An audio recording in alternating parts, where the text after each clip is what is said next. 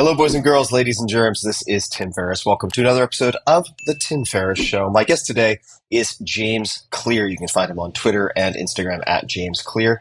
James is a writer and speaker focused on habits and continuous improvement. He is the author of the #1 New York Times Mega-Bestseller, I'm adding the mega, Atomic Habits, which covers easy and proven ways to build good habits and break bad ones. The book has sold more than 10 million copies worldwide and has been translated into more than 50 languages. On average, Atomic Habits has sold one copy every 15 seconds since it was published. So by the time I finish reading this intro, 2 or 3 copies will have been sold. James is also the creator of the 3-2-1 newsletter. That's 3-2-1 newsletter, which is one of the most popular email newsletters in the world and has more than 2 million subscribers. Each issue contains 3 short ideas from James, 2 quotes from other people, and 1 question to consider that week. We're going to talk a lot about questions, in fact, shortly with James. You can sign up for free at jamesclear.com. He is a regular speaker at Fortune 500 companies, and his work is used by players and coaches in the NFL, NBA, and MLB. In college, he was an academic All-American baseball player, and he is an avid weightlifter. For those who cannot see the video, we seem to go to the same stylist. We've got the same handsome bald look and the same long sleeve dark shirt look. And you can find James at jamesclear.com and, as mentioned, on Twitter and Instagram at James Clear. James, it is nice to see you. Hey, great to talk to you. Thank you so much for the opportunity. Absolutely. I'm thrilled to be having this conversation. And I thought we would start with something that's also on my mind, but the topic of annual reviews comes up for some people once a year, and we are now winding down on this year, about to head into the new year. Could you please describe your annual reviews and perhaps just walk us through the process and also describe or explain why, for at least a period of time, you published all of these publicly? You can tackle that in any order you like. So, it's nice to have a process for reflection and review. I actually think, I'm sure we'll talk a lot about habits in this conversation. And one of the kind of meta habits that's really helpful is some kind of habit of reflection and review, because it allows you to course correct. Nobody sets out to get off course or to make a mistake or to do something that goes against their values, but we just kind of have this natural drift in life. And as time goes on, we kind of find ourselves in situations where maybe we're not doing the optimal thing anymore. And an annual review is a chance to check in. I also think it's helpful to have shorter cycles of review. So like on Fridays, I usually do some kind of short little business review where I look at revenue and expenses and new email subscribers and stuff like that. But at the end of each year, I like to ask myself some big questions. I'm glad you started here because I think that questions can be very useful. If you ask better questions, you can get better answers. But also, questions are very resilient. They're very adaptable to the context. And that's something that's different and perhaps a little bit better than advice. Advice is actually kind of brittle and context dependent. Somebody can have a really good plan, a really good piece of advice to give you, but if it doesn't fit your context, then it's actually not great advice for your particular situation.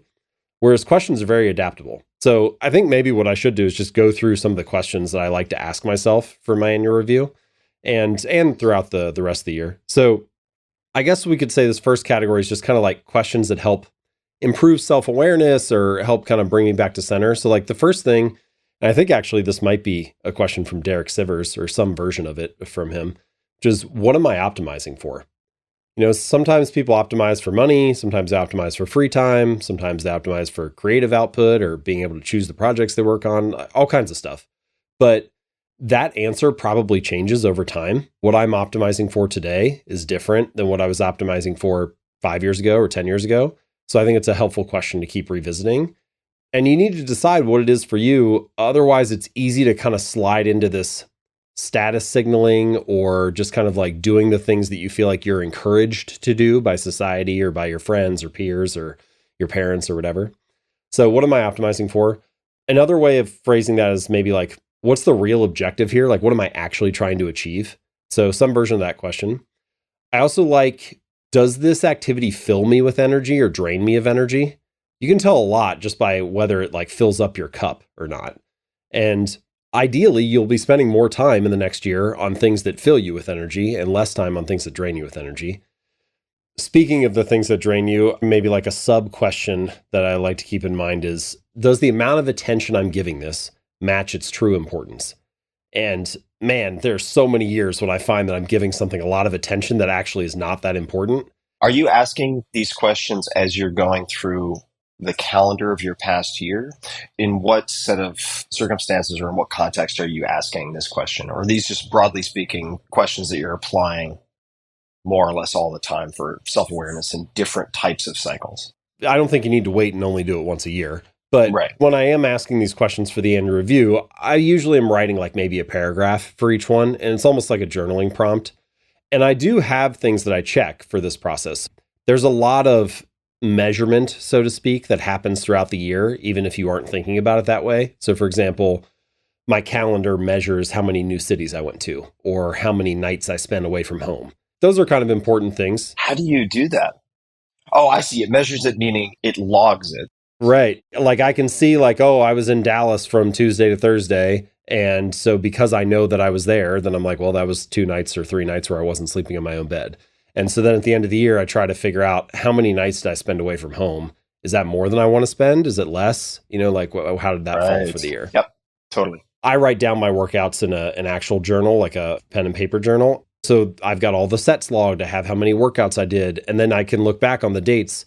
How many workouts did I do for each month? What was the average number of workouts per month? So a lot of that stuff, I'm not thinking about tracking it throughout the year, but it's kind of there for me as I sit down to review the year. Yep. Those measurements are there as I'm kind of going through these questions and then trying to figure out where did I direct my attention? What am I optimizing for? Am I spending my energy on things that fill me up or things that drain me? Another question that I think is helpful is if once you answer, what am I optimizing for? You can ask yourself, can my current habits carry me to my desired future? And that's really about figuring out what kind of trajectory you're on. And if they can, then maybe all you need is patience. But if they can't, something needs to change, like you need to develop or build some new habits. Another question I love, and this is actually at the core of a lot of what I talk about in Atomic Habits, is how can I create an environment that will naturally bring about my desired change? Rather than trying to like fight this and force my way through, rather than trying to grit my teeth and make it happen, even if the circumstances aren't ideal, how can I look around and structure my physical environment, my social environment, and the tribes I'm a part of, and my strategy for what I'm trying to achieve so that it's almost natural that I'm moving in that direction? So I have a bunch of questions. I got like 20 that I go through, but those are just 3 or 4 that, kind of come to mind. Well, we may come back to the remainder of the list because I am a question junkie. No big surprise there. But I wanted to maybe reference I shouldn't say but one of the key points in the first chapter of Atomic Habits, which is you don't rise to the level of your goals, you fall to the level of your systems, which is a modification of one of my favorite quotes. Wish I could actually speak the original language, but I cannot, alas, from the Greek poet and philosopher Archilochus. We don't rise to the level of our expectations, we fall to the level of our training. So to the systems piece, I think about this a lot and have found for myself, and certainly for many people in my audience, that stacking the deck so it is harder to fail goes a lot further than trying to rely on willpower, right? And it's almost difficult for me to imagine precise steps you could take to hone something that is labeled as broadly as willpower. So how can you set up accountability? How can you set up incentives, etc.? What are some of the systems that you have for yourself for various habits? So we can pick a couple different habits. Like let's take fitness, for example, and then I'll also do it for like writing and business. So for fitness, which I consider to be this is kind of one of like my core habits. It's one of the ones I feel like is most important for how I structure my day.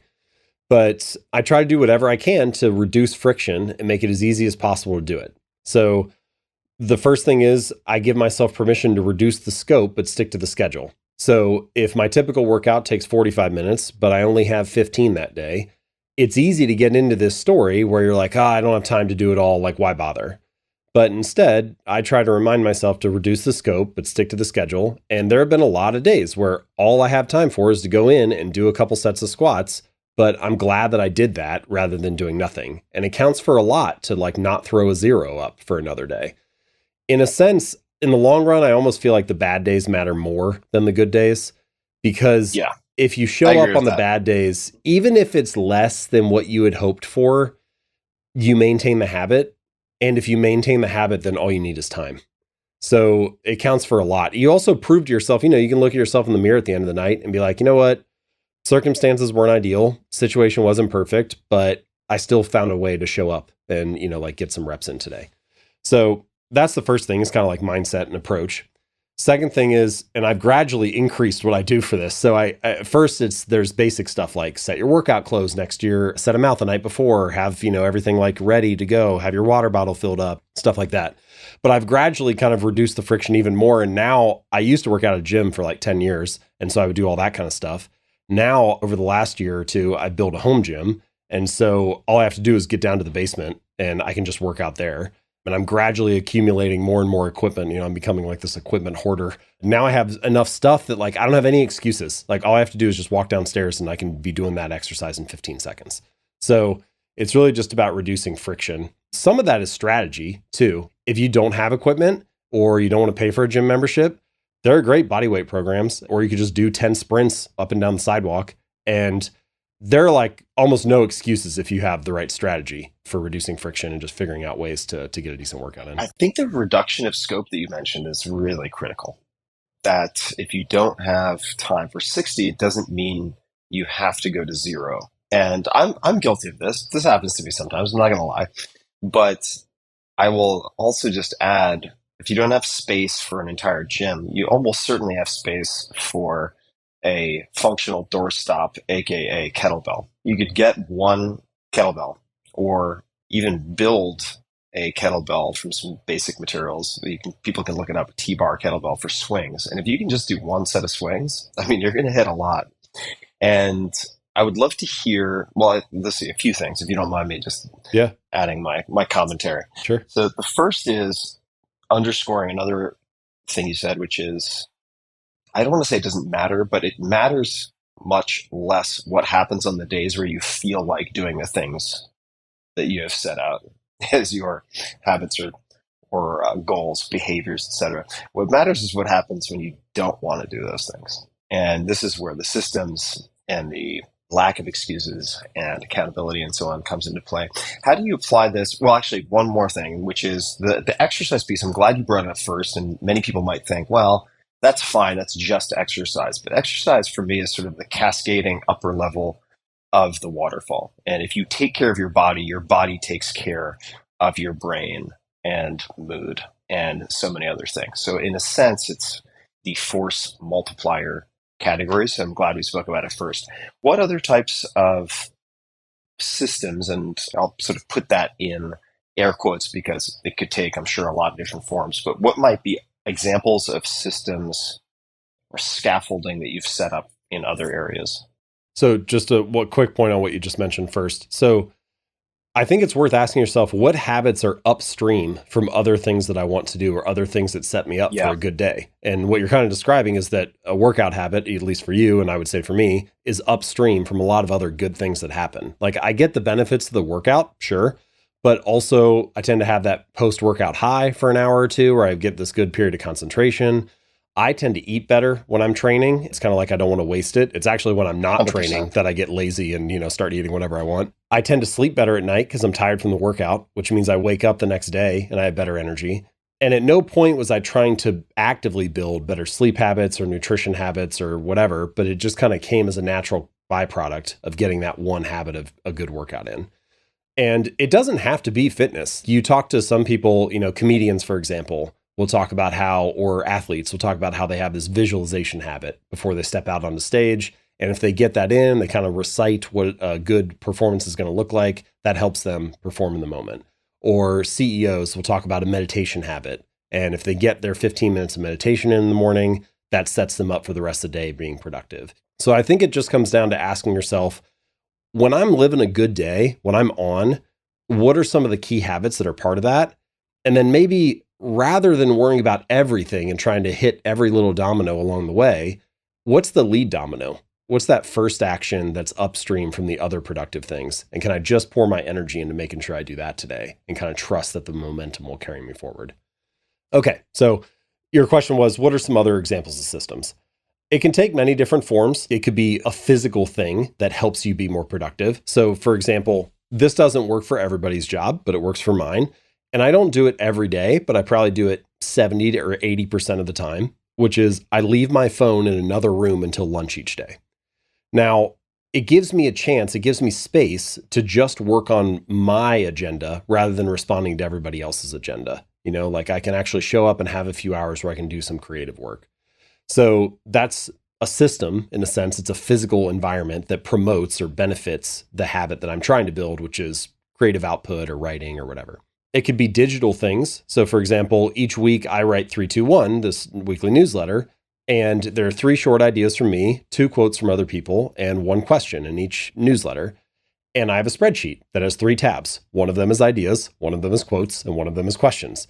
And I've got hundreds of ideas that I've generated or quotes that I've run across and read or questions that I've kind of like spitballed and been, maybe this could be in a newsletter sometime.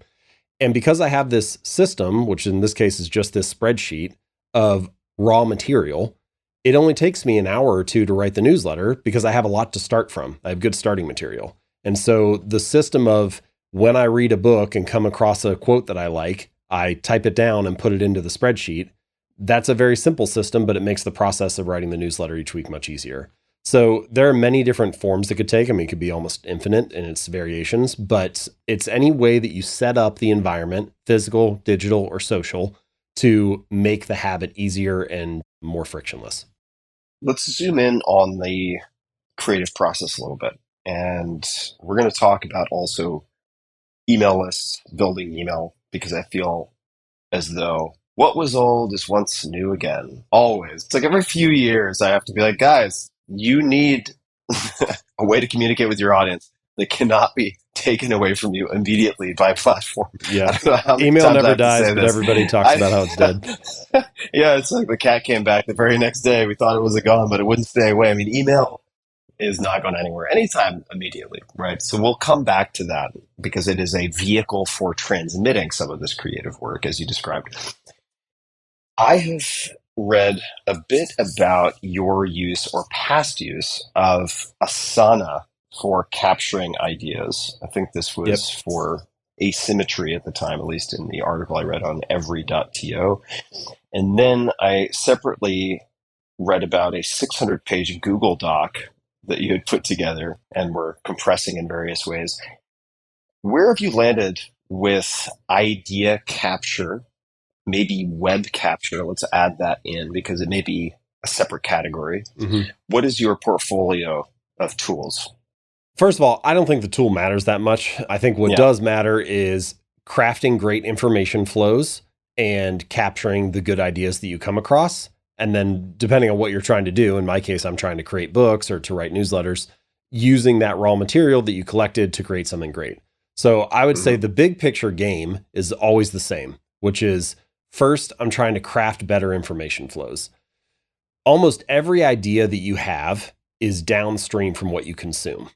We don't usually think about it that way, but like when you choose who to follow on Twitter, you're choosing your future thoughts in a sense. You're creating the information flow, what the timeline, what the feed is going to look like. Or when you choose what book to read or which podcast episode to listen to, you're choosing the thoughts that are going to arise. Now, you may not necessarily know what they are, but over time, you can start to learn which sources of information are higher signal than others. And I almost feel like that is like the main habit to try to build, especially in our current modern society, because information is overflowing and so widely accessible. The person who creates better information flows gets better thoughts. How do you consume? What do you choose?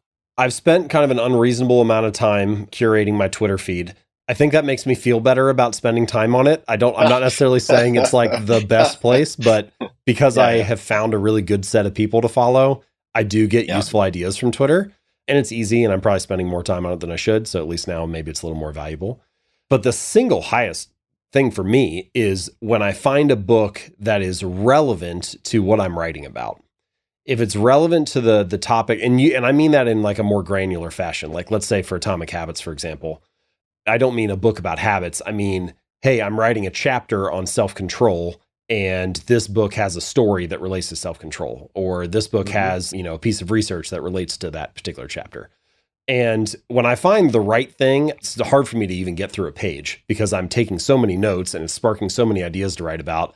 Like it'll take me an entire morning just to get through like 3 pages. How do you find the gems that are that dense? I mean, I have my own thoughts on how I approach this, but there are Yeah. 100,000 plus books Yep. published a year in the US in English alone, probably something along those lines. How do you sort of ferret your way through the maze to find some of those books? First thing is you got to be willing to quit books fast. If you have Yeah. baggage around finishing books, then if you feel like you have to finish something because you started it, then you're just going to be stuck and you won't move on quickly enough. There's Yeah. this quote about Emerson, I think, where it says something like, he read like a hawk looking for prey, like scanning over the field. And I think about that. Like I try to read like that. I'm not reading for the enjoyment or like slowly unpacking a book the way that I would with a sci-fi novel or something. I'm Right. trying to find an insight. So that's the first thing is start more books, quit most of them. The second thing is suggestions from friends are always helpful. And so if you let people know, hey, I'm writing about this topic, what's a good book that I should read? I have found a couple great ones that way. So just kind of putting it out into the universe. If you find a book that's good, go to the back of the book and see what the references are, and then go through those and just scan those books on Amazon. And a lot of the time you'll find a couple other ones that are useful.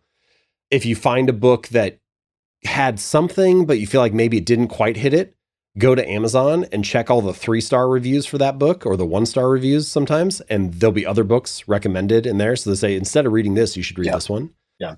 So the 3-star reviews is the key, right? Because the 5-star reviews are just overly effused. Not overly. I don't want to slam Sure. 5-star reviews. I love 5-star reviews, but they tend to not. I mean, I would say for me at least, 1-star reviews are sometimes like, I ordered a toaster and they sent me a book, and you're For like, sure. oh, come on, Yeah. you bought a book. Yeah. Like, pay attention to what you're clicking.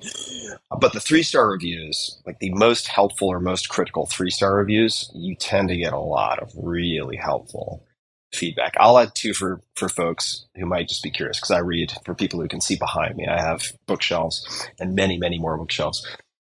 I will very often go to Wikipedia and Goodreads. I will see if the book is old enough, it will very often, if it's iconic enough or has stood the test of time, which is not true for all books that I've read or do read, but there will often be a Wikipedia page and there will almost always be quotes from fill in the blank book. Goodreads, if you search that on Google, you'll get a good selection. So you can get a feel for instance, Finite and Infinite Games by Kars. Is that something you want to read? Well, you could get a very good taste test. Like if you don't like the trailer for the movie, you're not going to like the movie, right? So if you don't like the Goodreads highlights, you're not going to like the book. I can almost guarantee you. And side note on that, you were mentioning, what am I optimizing for? Which sounds very much like it could be a Derek Sivers question. He has a lot of good questions. A variant on that I've also found helpful is, what game am I playing? We're all playing games. So it's like, aside from shelter, food, a handful of the basics at the very bottom of Maslow's hierarchy of needs, like we're all playing games. So what games are you playing? What are you trying to win? And becoming cognizant of that is, for me at least, step one. And I think, I don't know if this is a question that you've asked before, but like, is that game worth winning? Like, is this something absolutely. that, like, am I climbing the right mountain or do I need to be climbing a different one? Because it's very important to make sure that you're in the right game. Yeah, totally. So you mentioned the tools not mattering so much, choosing the inputs. We talked about books for capture when you're like, that's good. You're right. Good. I do use Asana mostly. It's a very messy process, and Asana is just kind of like a holding ground for it. But I have the app on my phone, and I got it pulled up on my browser all the time, and so it's always right there. I don't really care what the tool is. Like in this case, this is what I've been using for the last few years.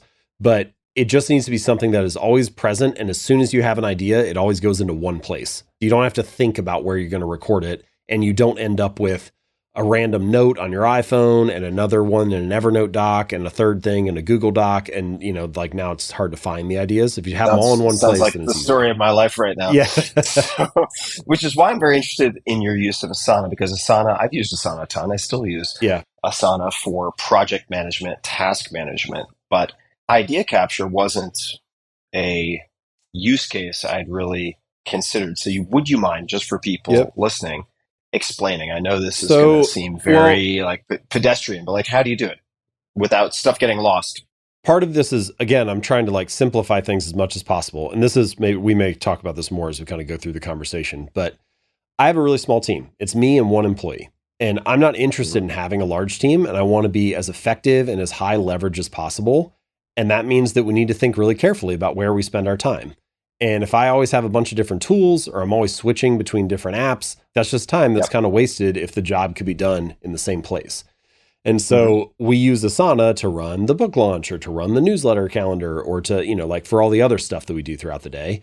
And so I was like, well, I can write it down here just as well as I can write it down somewhere else. And then once it gets categorized, it goes into the appropriate doc for that project. So as an example, let's say I'm reading a book and I come across an idea that's relevant for the newsletter and it's a quote.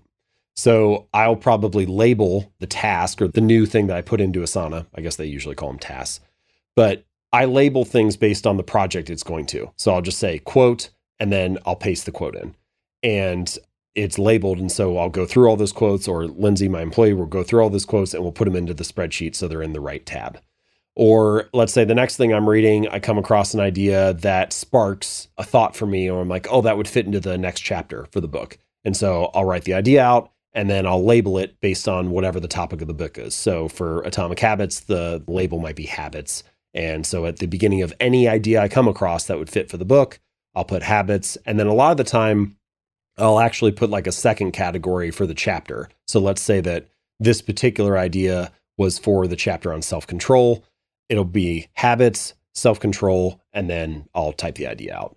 And then, a couple times a week, I'll go through everything that's labeled as habits and then put it in the right place in the doc, and then it's all kind of there.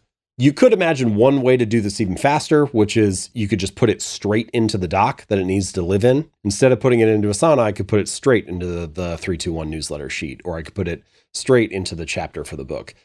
But I've noticed that the problem is I got a lot of projects going at one time and a lot of notes from places where things could live. And so if I'm always having to remember which thing to pull up, then you either end up with like a bazillion tabs open, or it just is hard to remember which things need to go where at the exact moment when you have the idea. And a lot of the time, I'll have an idea when I'm on a walk or in the middle of a workout. And so I'm not in a position to pull up the book manuscript. I just need to be able to get it down and then I can sort it later. For people listening, what I'm trying to do in this conversation, we'll see how successful it is to zoom in and zoom out. So we'll zoom out and we'll talk about conceptual framework or a particular focal point, whether it's within the Atomic Habits paradigm or outside of it, just given what you focus on, James, and then zoom in so we can take a look at how does James run systems or develop systems in location X in his life, right? So the one employee small team is where I'd like to go next, if Sure. that's okay with you. Yep. How do you, I suppose, try to build systems, ensure maximal leverage with a very small team? This is always of interest to me. I have a small team. It has always been of interest to me, like Small Giants by Bo Burlingham. I think the subtitle is Companies That Choose to Be Great Instead of Big, or something like that. I've always been fascinated by positive constraints. So one you could set is, I'm not going to have a big team. Yeah. I'm not going to hire a lot of people. So then you have to make decisions that fall in line with optimizing, not optimizing for that, but operating within that constraint. Sure. What are some of the productivity principles, guiding questions, and so on that you have? First, I'll just say, like, I'm not saying this is how everybody should run their business. It's just how I choose to run mine. And you have to choose what you're trying to accomplish. And in my case, like, I don't want to have a big team, but I do want to make as big of an impact as possible. And so the first question I ask is like, rather than optimizing for money, let's optimize for time. So how do I want to spend my days? And then I try to make as few choices as possible that violate that answer. And you got to keep coming back to that. How do I want to spend my days? What do I want my time to be spent on? And within that, how can we reach the most people possible or make the most money possible, but not without violating that? Because there's like all kinds of things you do. I could staff up, I could build a bigger business, whatever. But like, I'm not interested in spending my days like that. So that's the first thing is you got to decide what you're trying to do. a question that I love and that I keep coming back to for increasing leverage, and I try to encourage both Lindsay and I to think about this over and over again, is what is the work that keeps working for us once it's done? So as an example, when Atomic Habits came out, I did a ton of interviews, and some of those interviews were on radio. And I don't really do radio interviews anymore because as soon as I get done with that 10-minute segment or whatever it was, all the work that I put in, it vanishes. Nobody's listening anymore. It's off the air. Whereas a podcast, like, what we're doing right now, is being recorded. And so people can continue to listen to it. And, I've done a bunch of podcasts for the book, and there's somebody somewhere listening to one of them right now. It's almost like there are multiple versions of James out there, and they're all continuing to work right now. And that's an example of like the work that keeps working for you once it's done. If you can do 1 or 2 things a day that are going to keep working for you in the long run, man, you end up like 2 or 3 or 5 years later, and you just have this tidal wave of previous effort that is working for you. So let me give you a couple different examples and stories from my personal experience. I wrote this article a couple years ago. It's called The Physics of Productivity. And it was just taking like, Newton's 3 laws and applying them to productivity in kind of this, hopefully clever way. And it did fine. The article didn't blow up or anything, but it was just kind of a normal piece. And it sat there on the site and people would occasionally read it. And then a couple years later, this journalist from the New York Times read that article, and they were writing this piece, and they linked to the original article in it. And it wasn't much. It was just like a sentence, but they linked to the website. Well, there was this producer for CBS that read the article in the New York Times and then clicked through to my site and sent me an email and said, hey, do you want to come on CBS this morning and talk about this piece? And so I was like, okay, sure. So they flew me to New York and I did the segment, and it was my first time on TV. And so I was all nervous about it, but like I tried to do my best and, have a good segment. And as soon as it got done, I went over to Gail King and I said, hey, I have this book coming out in 10 months. So this was like 10 months before Atomic Habits. I would love to come back and do a segment about that. Smart. When the book comes out. And she said, sure thing. Like, we'll have you back. Just make sure that we're your first stop. Don't do any other interviews on TV shows before us. And so as soon as I left, I got her email and I sent a message to her and the publisher and everybody. And I got on the calendar for launch day. And that was how I got on CBS this morning for the launch of Atomic Habits. And that ended up being, I think, a kind of an important moment for the launch of the book, because it made it feel like a thing. It wasn't just a guy launching a book. It was like, oh, this is a bigger event. And I don't know how many books that segment sold. I've tried to calculate it. Probably more than 1,000, probably less than 10,000, probably somewhere in that range. But as soon as the segment got over, they put that clip on YouTube. And then like 2 hours later, we took the YouTube clip and emailed it out to my audience. And that was the launch email for the book that day. It was like, here's my segment on CBS this morning. The book is out. And so what I'm getting at is that work of writing that article about the physics of productivity, that work continued to work for me in really big ways 3 or 5 or 6 years later, even though the initial article didn't seem like that big of a deal. And the reason it worked out is because that was work that kept working for me once it was done. So anytime you create an asset that can compound, a blog post, a podcast episode, even simple stuff like Twitter posts and Instagram posts are less likely because they kind of have a short half-life. But even those can be examples of putting a work out there that is still being recorded and still being stumbled across by people online. And you're creating a large surface area for good things to kind of break your way if you spend time doing that. Now, I think you can even do better than that, which is not only can you create assets that compound and keep working for you, you can do it in a way where they layer on top of each other. So I'll spend 20 minutes on a tweet, and that seems kind of like an excessive amount of time to spend writing, 2 sentences. But the time that I put into that, I'll put it out there and it's its own little asset. And then maybe if it does well, I'm like, hey, we should use that in the newsletter. And so it goes in the newsletter. And then maybe it becomes the seed of an idea for a longer chapter or an article in a book or something, or it gets added to related ideas that can become something bigger. And so now that 20 minutes is actually doing a lot more work than just gaining a few Twitter followers. And if you can find ways to layer those little assets on top of each other, then you get 3 or 5 or 6 years down the line and you really have a dramatic effect. So those are a couple different ways to kind of like try to operate in a high leverage way with a really small team. In the last week, we're recording this towards the end of December 2022. Twitter, as one example, has made a number of changes that have suspended a number of my Twitter accounts. And there's no explanation provided, no particular bad behavior that I or my team can identify, but suspended nonetheless. And then they get reinstated. And then 2 days later, they get suspended again. Can't figure it out. But what this means is, much like when, say, Facebook started, I don't want to say requiring, highly encouraging boosting, aka paying for promotion of posts to reach your previously organic audience, people's business models and audience size started to effectively disintegrate, right? And having email is so valuable, which is why I'm also spending some time on this, and it's important to me.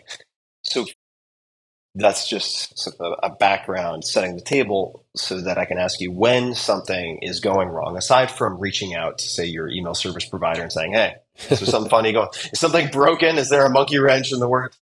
Yeah. How would you go about figuring things out? I like to think about it as there's internal distribution. So those are the things that I own. And you really can only own kind of a few assets. Like you can own your website, you can own your email list, you can own your podcast. And that's kind of roughly about it. And then the other bucket is external. So this is other people's platforms that you can have distribution on: YouTube, TikTok, Twitter, Facebook, etc. And as much as possible, I think the web is very platform centric right now, and people spend a lot of time on those platforms. Yeah. I don't want to be on all of them because I don't have enough time and energy to be good at all of them. But there are probably a few that are a good fit for my audience. So Twitter and Instagram are the two that we've decided to focus on. No TikTok dances coming soon? No TikTok routines yet. Yeah. If I figure out how to tie that into habits, we'll see what comes. So I post on those two platforms, and then I try to build an audience there. But also you'll notice a lot of the posts that I put up on there. So Instagram, for example, I have a very weird Instagram account because I don't share any pictures of myself. I'm not really interested in like me as an individual being out there, but it's all about the ideas. Mm-hmm. And so it's just a bunch of text. But on many of them, at the bottom of the image or in the caption, it'll say, here's a quote. And then at the bottom, it'll say, get more ideas like this, sign up for 321. And then it'll have a link to the newsletter. And so the idea is to subtly be encouraging people to go off platform and join one of the assets or one of the pieces of audience that I do own, one of the internal ones like the website or the newsletter or whatever.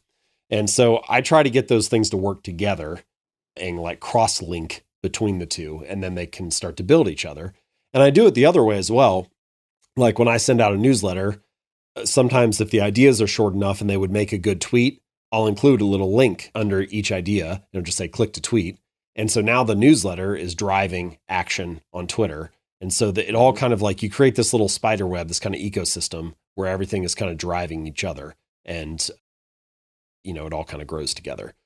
But the ultimate idea is to try to point back the external platforms to the distribution sources that you do own so that you're not beholden to any particular one when they decide to change their strategy or approach.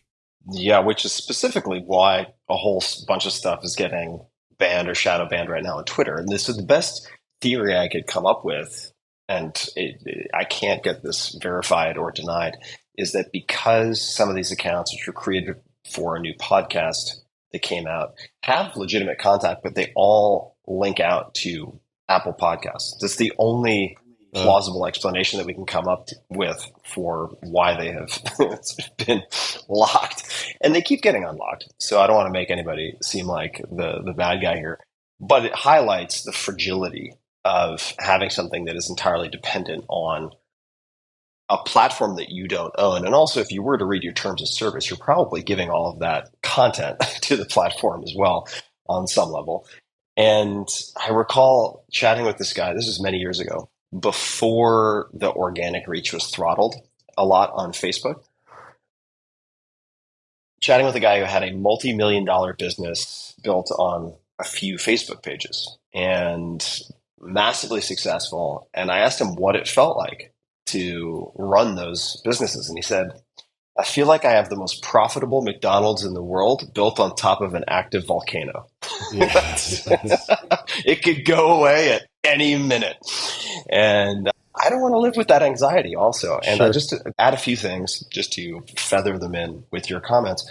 One is it's very important to adapt. I would add something to that, which is it's very important to adapt, but I think it's really critical to have a good explanation for how you are adapting and not to discard for the sake of discarding. And just as an example, to give people a window into my thinking, Reddit and some of these other platforms still can drive a lot of traffic, but they're not sexy and people have started to neglect them. So there's far less competition on some of these older, let's just call it platforms that are actually still innovating quite well in the case of Reddit.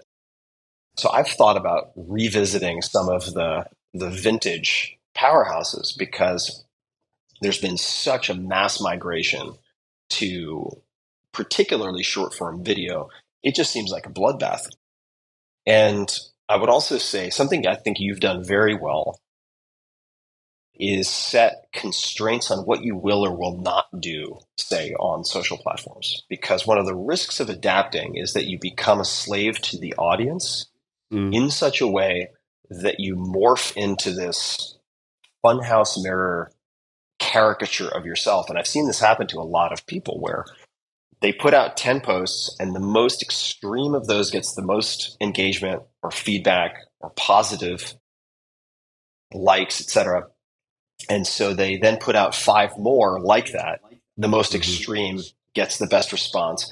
And a year later, not only has their social feed become like the craziest, like infomercial pitchman yelling circus, but this is the greater risk is that they in real life have started to become the mask that they've created for themselves. This is a very real risk.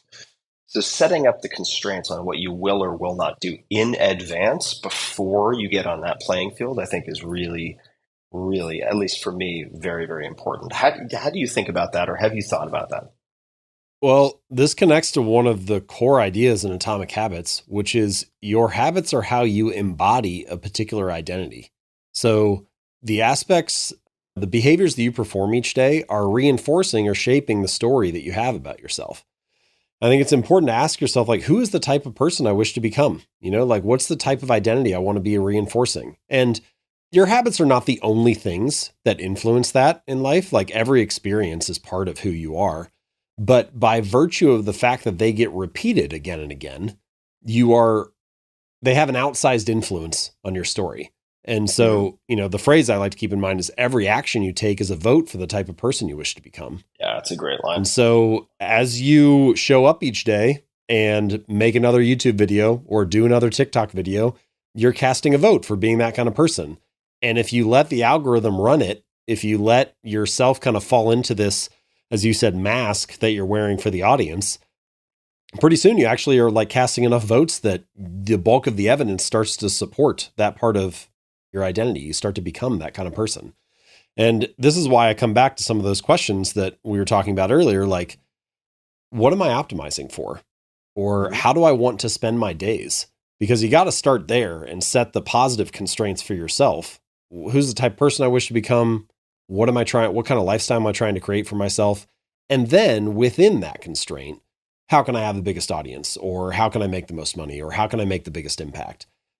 But I think that's a way of trying to anchor yourself and not like lose yourself and let the algorithm kind of run the show. So I think your habits and your identity are very connected, and the actions that you take shape or support, they provide evidence for the type of person that you are. And so it's worth asking yourself, like, what are my actions moving me closer to? And you want to make sure that you're on a good path. May I read something from your fantastic website? So this is on identity-based habits.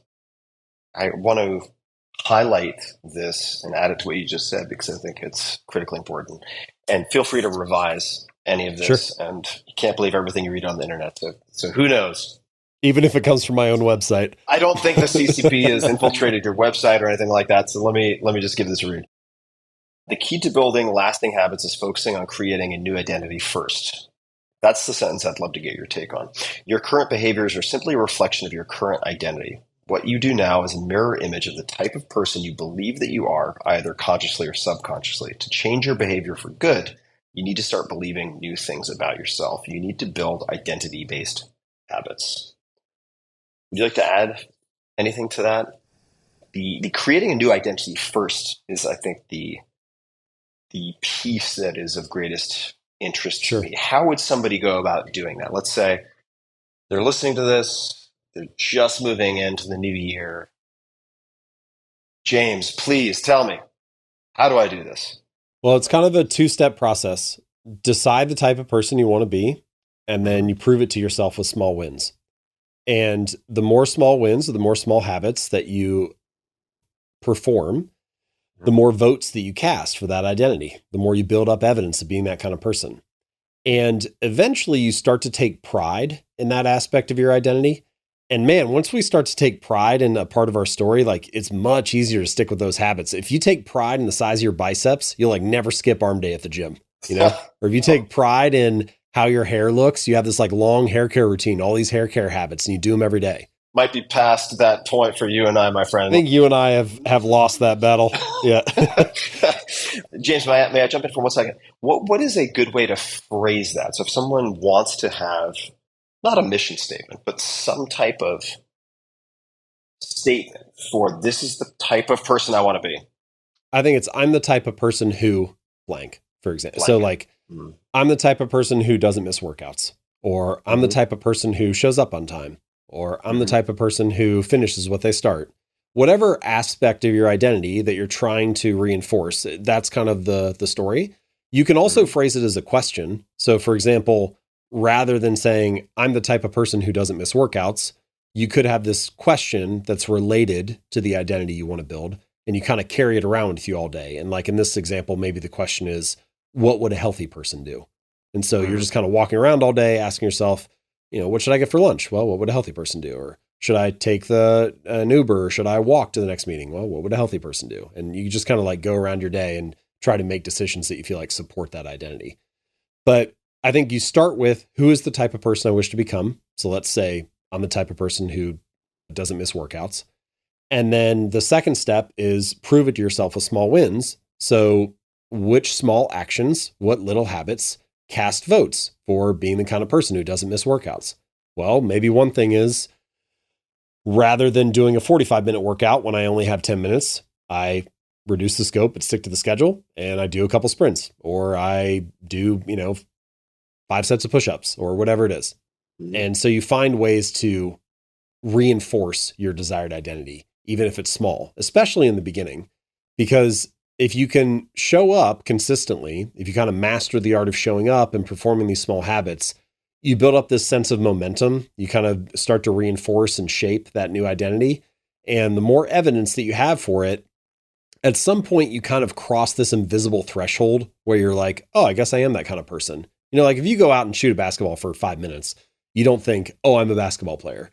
But if you do it every day for 6 months or a year or 2 years, like at some point you cross this invisible line and you're like, I guess playing basketball is kind of part of who I am. So I think you're trying to accumulate actions that support your desired identity. So let's do a case study. And we're going to take a look at, this is purely selfish, at email, because you've been very methodical and executed very well with email.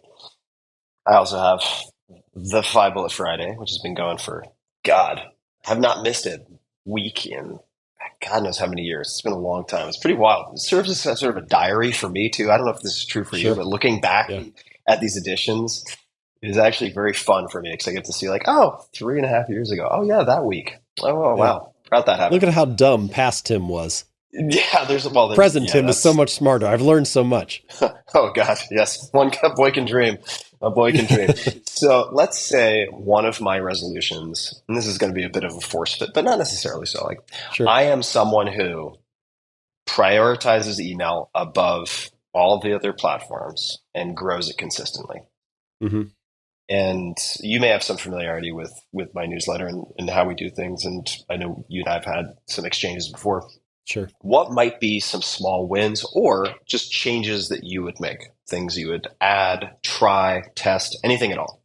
So I like was browsing your website a little bit before this conversation, and I kind of feel like the main difference. Also, first of all, I just need to say, you already have an enormous email list. So like to do some sort of intervention on somebody who's got millions of subscribers is like kind of a ridiculous premise to start with, but I'll take the question seriously. No, I want to give credit where credit is due. I think you have more. I think that your prioritizing is better reflected in your actions and decisions with respect to email than in my case. It's interesting you say that. That was what I was about to say is I feel like the only primary difference is you emphasize the podcast as your like number one, and I emphasize email as like my number one. Yep. And something has to lead the day. Now that, of course, this does not mean that's a bad decision by you, right? The podcast is enormous and it probably is the more important thing for your business, but each person needs to decide what that is. In my case, if you go to my website, it's very clear. Like if something is going to be the primary call to action on the homepage, it's the email list, not the podcast or, whatever. So that's just a question that like you need to have is like, are we willing to emphasize this more? And if not, then that's a positive constraint you're setting. And you can decide, okay, given that email is going to be number 2 to the podcast, how could we grow it more? Yeah. Well, you've raised such a simple idea for me. Like right now, if you look at the homepage, right, it's podcast on the top, on the banner, and then you have the email sign up, which is sort of right below that to the right. And it could be as simple as like, all right, well, look, this doesn't have to be a forever decision. Let's just swap those two. Try it out for a period of time. Make the top the email. The whole thing is email. Everybody's biased to how their story played out, so I'm biased to say email is the most important. But my stance on it is make the banner on your homepage the email list, and then you can email all the podcast episodes out to these people. Yeah. Every time I think about it sensibly, email is the most important because you can share the podcast much more easily via email than you can share the newsletter via podcast, because to share email via podcast requires task switching. Almost, I don't want to say always, but probably 90% of the time, if I had to just pull a number out of my ass, people are listening to a podcast as a secondary activity.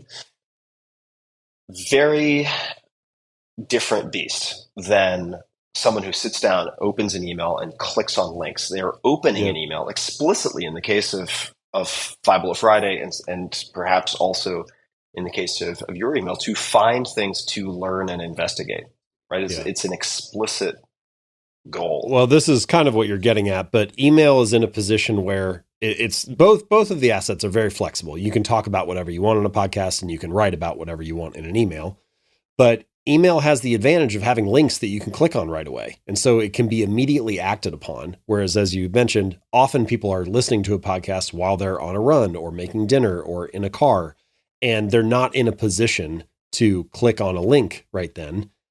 And so even if you tell them, give them a great URL to go to, the conversion rate's not going to be nearly as high because people are busy. And then by the time they get home, they don't remember to do it. And, so anyway, for all of those reasons, I like email more. And honestly, I kind of feel like there are really only 2 things that came to mind. The first is, are you going to emphasize it more in the web design? So put it above the banner or at the top of the page or above the fold. And then the second thing is, how are you cross-pollinating between your different assets? So I mentioned Instagram for me. So that's like of the top 5 ways that we drive email subscribers, Instagram is one of them. And the reason is because a lot of the posts have links at the bottom that encourage people to sign up for 321, or they mention the newsletter in the caption, or a story that we post will have like an actual link in it that you can click to sign up on the page. And so are you using your other assets like Instagram or Twitter or the podcast to drive email subscribers? Example for the podcast would be, I know for previous episodes, I don't know if you do this for every episode, but sometimes you'll mention 5 Bullet Friday at the end. What if we mentioned it at the beginning of the show rather than the end of the show? More people are going to be listening in the first minute than are going to be listening in the 120th minute. So it's really just about using the other assets to cross-pollinate and to do it at strategic points that are high leverage. Yeah. I would rather make fewer asks, but to do it at the exact right moment than to kind of like sprinkle calls to action everywhere. So those are the two things that came to mind. I want to share one of your questions, if that's okay. This is from your newsletter. Someone compiled your questions over 2 years, put them in a blog post. And one of them, let's see, I have many highlighted. This is one that related to my prioritization of email. And as you pointed out, focusing on the podcast, the placement of the mention of $5 Friday being at the end as opposed to the beginning. And it is, if someone could only see my actions and not hear my words, what would they say are my priorities? Right? That's a good one. It's a good one. Like, yeah, don't tell me what's important. Just show me your calendar, pal. Yeah, okay. There we go. We all have stories that we tell ourselves. You know, like it's very easy for us to justify internally. But if you're just looking at how you're acting, what are you actually emphasizing?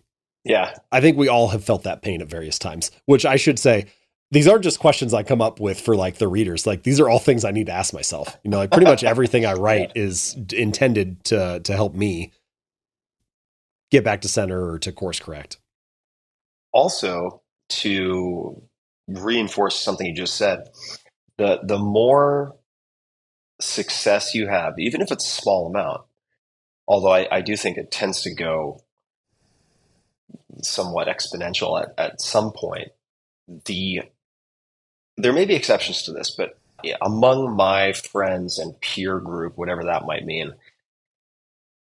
uniformly, I have seen the more success you have, whether it's a base hit or a double or a home run or 10 home runs, the harder it becomes to focus for a lot of people, because in the beginning stages of your career, or maybe mid stages, you're choosing between unattractive options and maybe one or two attractive options. You're trying to generate attractive options. They're like not even there. You're trying to create them, you know, or find them or seek them out. Exactly. Yeah. Once you go from having one attractive option to two attractive options on your menu, things really change dramatically. And then when that goes to 10 things, and then it goes to 10 interesting people with 10 interesting things, it gets harder. So and I'm not saying this to ask my audience to cry a river for me. I don't expect that, woe is me. These are quality problems, but you really want to sharpen the axe of asking these types of questions and building these systems before you have your first one or two base hits. Because if you try to sharpen the axe when you are feeling as though you are just up to your neck in water, kind of floating down the rapids, it's going to be very, very hard. So I would just say. Well, success generates not only opportunities, but also distractions. And so in a sense, like success almost kind of eats itself, it's like you get good at something. And so then that brings new opportunities your way. Some of them are novel or interesting or different. And so you do those. And then you turn around 6 months later and you don't have any time to do the thing that made you successful in the first place. So you got to be careful about what you say yes to. I'd like to ask you about two goals / habits / behavioral modifications that are of interest to me personally, and also I would imagine of interest to other people listening. And I'm curious because you've had 10 million copies sold, you've interacted with or certainly observed a lot of your readers, people who have tested different things from the book. Let's start with, the two that come to mind, and I'm good at the second, but the two are cutting back on caffeine and meditating. Right? So the meditating is an addition. The cutting back on caffeine, a lot of people would think of as a subtraction. Mm-hmm. I would love to hear any thoughts you might have on cutting back on caffeine. Sure. So if you want to break a bad habit, there are kind of three potential paths you could take. So the first is you can eliminate it entirely. So elimination. Second option is you can reduce it. So you could like curtail it to the desired degree. I don't want to never drink caffeine. I just want to drink less of it. And the third option is you could substitute it. You could replace it with a different habit. And of those three, oftentimes replacing it is actually the more effective option. So, for example, if you get your caffeine from drinking Coke or soda or something like that, then maybe you find out, hey, something I really love from this experience is I actually just like drinking a carbonated beverage. And so it's the carbonation that I like. And maybe if I substitute it with sparkling water or something like that, I still get the carbonation sensation, but I don't have the caffeine associated with it anymore. And so that's a way of substituting for that behavior, and you still get something that the experience provides. This is actually kind of an important, just like larger picture, big picture thing about habits, which is every habit that you have, we build habits to solve the repeated problems that we face in life. And I'm using problems in a very general sense here. Like let's say that you come home from work and you feel tired and exhausted from a long day. Well, in a sense, coming home from work at 6 p.m. and feeling tired is a problem. And especially if you experience it repeatedly, you got to come up with some kind of solution for that. And generally speaking, we just kind of like try things out in life. And so you can imagine one person solves the problem of feeling exhausted by scrolling Instagram mindlessly for 30 minutes. Yeah. And another person solves that problem by playing video games for an hour. And a third person solves it by going for a run for, 20 minutes. And those are all solutions to the same kind of underlying problem, but some of them are more healthy or more productive or serve us better than others. And what do you think the odds are that the solutions you've come up with to the repeated problems in your life are the optimal one? Like, it's just so unlikely that whatever you happen to have stumbled into throughout life is the perfect way or the best habit that serves you most. So I think what I'm trying to get at there is maybe take a little bit of the pressure off yourself and don't worry about judging yourself so much. You're just trying to solve the repeated problems that you face. But once you realize that it's unlikely that your current solutions are the optimal solutions, well, now maybe we can step outside and above ourselves and look down and try to come up with a better solution. So rather than drinking a Coke to get the carbonation, we can drink sparkling water. So that's one example for the substitution. If we want to take the other path of reduction, something I've noticed about myself is if I get a 6-pack of beer and I put it in the front of the fridge, like in the door or on a shelf that's like right at eye level, I'll drink one every night just because it's there. But if I take it and put it on the lowest shelf in the fridge and like it's kind of all the way back in the corner, I can't really see it unless I'm bending down, it'll sit there for 2 weeks or 3 weeks. And so I'm like, did I want it or not? Like if it was obvious, then I grab one. But if it wasn't, then I avoid it. And I think that's a simple question to ask yourself. Where do I get my caffeine? Is it coffee? Is it soda? And is that really obvious? Is it like the coffee sitting right out on the counter? Is the soda like the first thing I see at eye level when I open the fridge? And how can I make it less obvious? In Atomic Habits, there are kind of what I call the 4 laws of behavior change. And it's just this big picture view of how to build a good habit. And so if you want to build a good habit, you want to make your habits obvious, attractive, easy, and satisfying. And if you want to break a bad habit, you just do the opposite of those 4. So you want to make it invisible, make it unattractive, make it difficult, and make it unsatisfying. And so I think, how can you make coffee or soda invisible? How can you make it difficult to drink, like keep it outside of the house, etc.? So there are a variety of strategies you could use here. Like let's say you live with a family and other people are going to want to drink it, but you don't want to.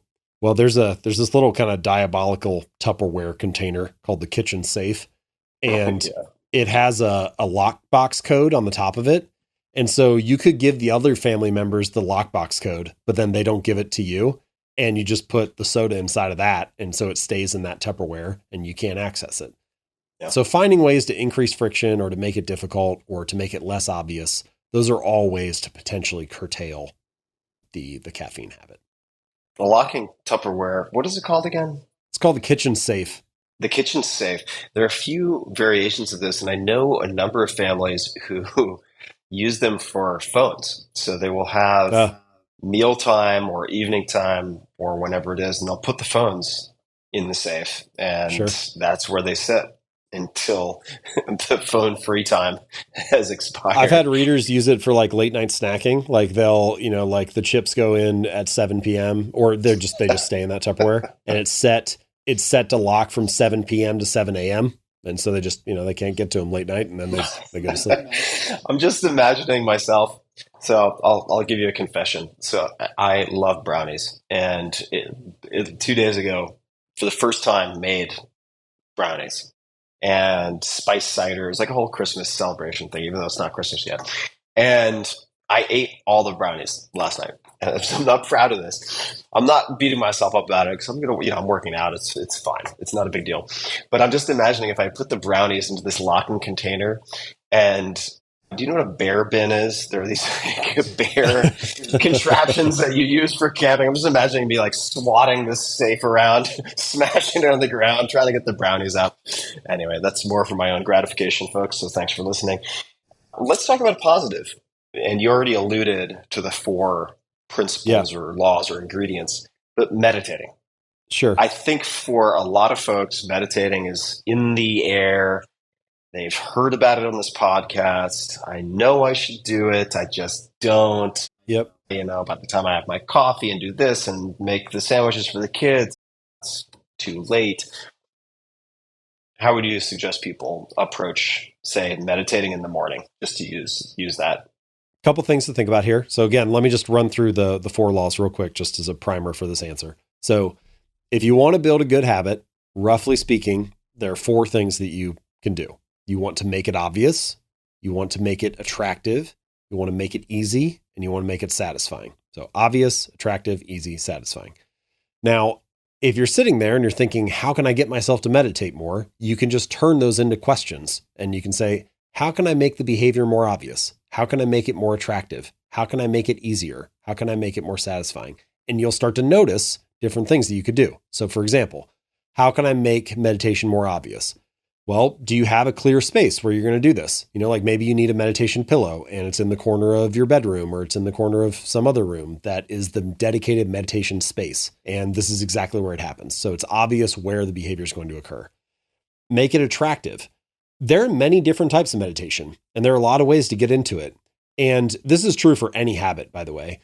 For some reason, I think we often choose habits that we feel like we should do, but it's not necessarily the one that we want to do individually. And there may not necessarily be 1,000 ways to do everything in life, but there's almost always more than one way. And you should choose the version that you're most genuinely excited about, that is most appealing and interesting to you. Because if you're genuinely interested in it, then even like there's going to be all kinds of ways to improve. You'll find all sorts of things that you could like refine or make it better. But if you're not actually interested, if you're like not genuinely engaged in the task, even the obvious stuff is going to feel like a hassle. It's going to feel like a chore, even if it's straightforward. So do you want a guided meditation? Maybe it'd be nice to have somebody kind of walk you through it. Or do you want to find a meditation that has like lovely music associated with it? Do you not want anything? Do you just want silence and you want to be able to like hear yourself think for a minute or listen to your own breath for 5 minutes? And that's kind of the objective.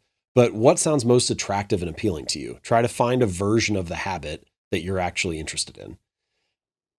This actually, I think, connects to the timing piece that you were talking about, Tim, which is, yeah, in the morning is a great time for a lot of people. But if you have young kids and like your 4-year-old is running around and you're trying to figure out how to get pants on them and you need to make, breakfast, like that's probably not a good time to do it, So like find a time and a space where that habit can live, where it's attractive and you're not just going to end up frustrated because you're trying to like swim upstream. Mm-hmm. Make it easy.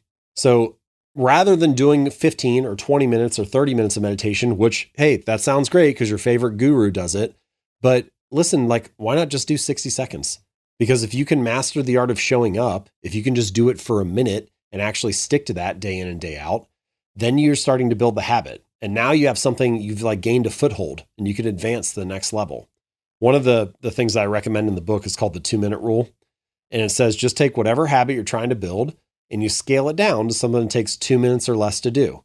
So read 30 books a year becomes read 1 page, or meditate, 5 days a week for 30 minutes becomes meditate for 60 seconds. And you're just trying to master the art of showing up. Like a habit must Yeah. be established before it can be improved. It's got to become like the standard before you worry about optimizing it into some perfect thing. So make Yeah. it easy to do, make it easy to show up. And then the final thing is make it satisfying. Now, if you've done those first 3 steps well, it's obvious, it's an attractive version of it, it's pretty easy to do. You're probably going to feel pretty good about yourself because you're at the end of the meditation session now. So like that'll probably be pretty satisfying. But you can layer on some kind of additional benefit. Maybe you get to have your favorite type of coffee or your favorite drink after that, or maybe you get to have a bubble bath or a walk in the woods or whatever sounds motivating to you. So find some way to add some additional positive emotions to the experience, because if you feel good about it, you're going to want to repeat it.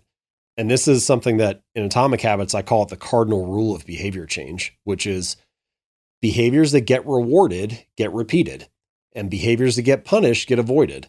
And it's so basic, it's so obvious, but all humans want to feel good. We all want to have positive emotions, to be supported, to be loved, to be rewarded, to have something that feels good. And so how can you get that feeling and associate it with your habits? That's kind of the core idea. And ultimately, this connects back to what we talked about with identity, which is the perfect version is when you perform a habit and you feel good because it's reinforcing your desired identity. I'm the type of person who wants to meditate each day, or I'm the type of person who doesn't miss meditation sessions. And then, even if it's only 60 seconds, you can feel good about doing it because it's reinforcing your desired identity. So that's kind of a quick case study on how to apply the ideas. Yeah, totally. And as you're speaking, I'm thinking about all these other questions and how you could phrase I'm the type of person who looks forward to meditating, right? Like, how do you make that a true statement? And it actually brought me back to San Francisco many, many, many years ago, before I took my first meditation training and so on and so forth. I haven't thought about this in like a decade at least. I began with listening to, I think it was We're Gonna Party Like It's 1999 by Prince. One song. Nice. And in the morning, I would just sit down, lean against the wall, get in good posture, and just breathe deeply while listening to Prince for one song. That was it. And it made a difference. It made a difference because, as you said, I've never thought of it in these terms, but I became accustomed to showing up and simply having, however small it might have been, and it was small, a tiny slot in my mental calendar, which was, when I wake up, I'm going to sit down and do this thing. And then when I did transcendental meditation training later, and I've experimented with many different forms of meditation since, going from 3 minutes to 20 minutes was a dilation of the amount of time required, but it wasn't introducing an entirely new species of calendar slot. Right? It was already there. Once you've mastered the art of showing up, scaling it up, increasing the scope is much easier once you're already the kind of person who's doing it every day, Yeah.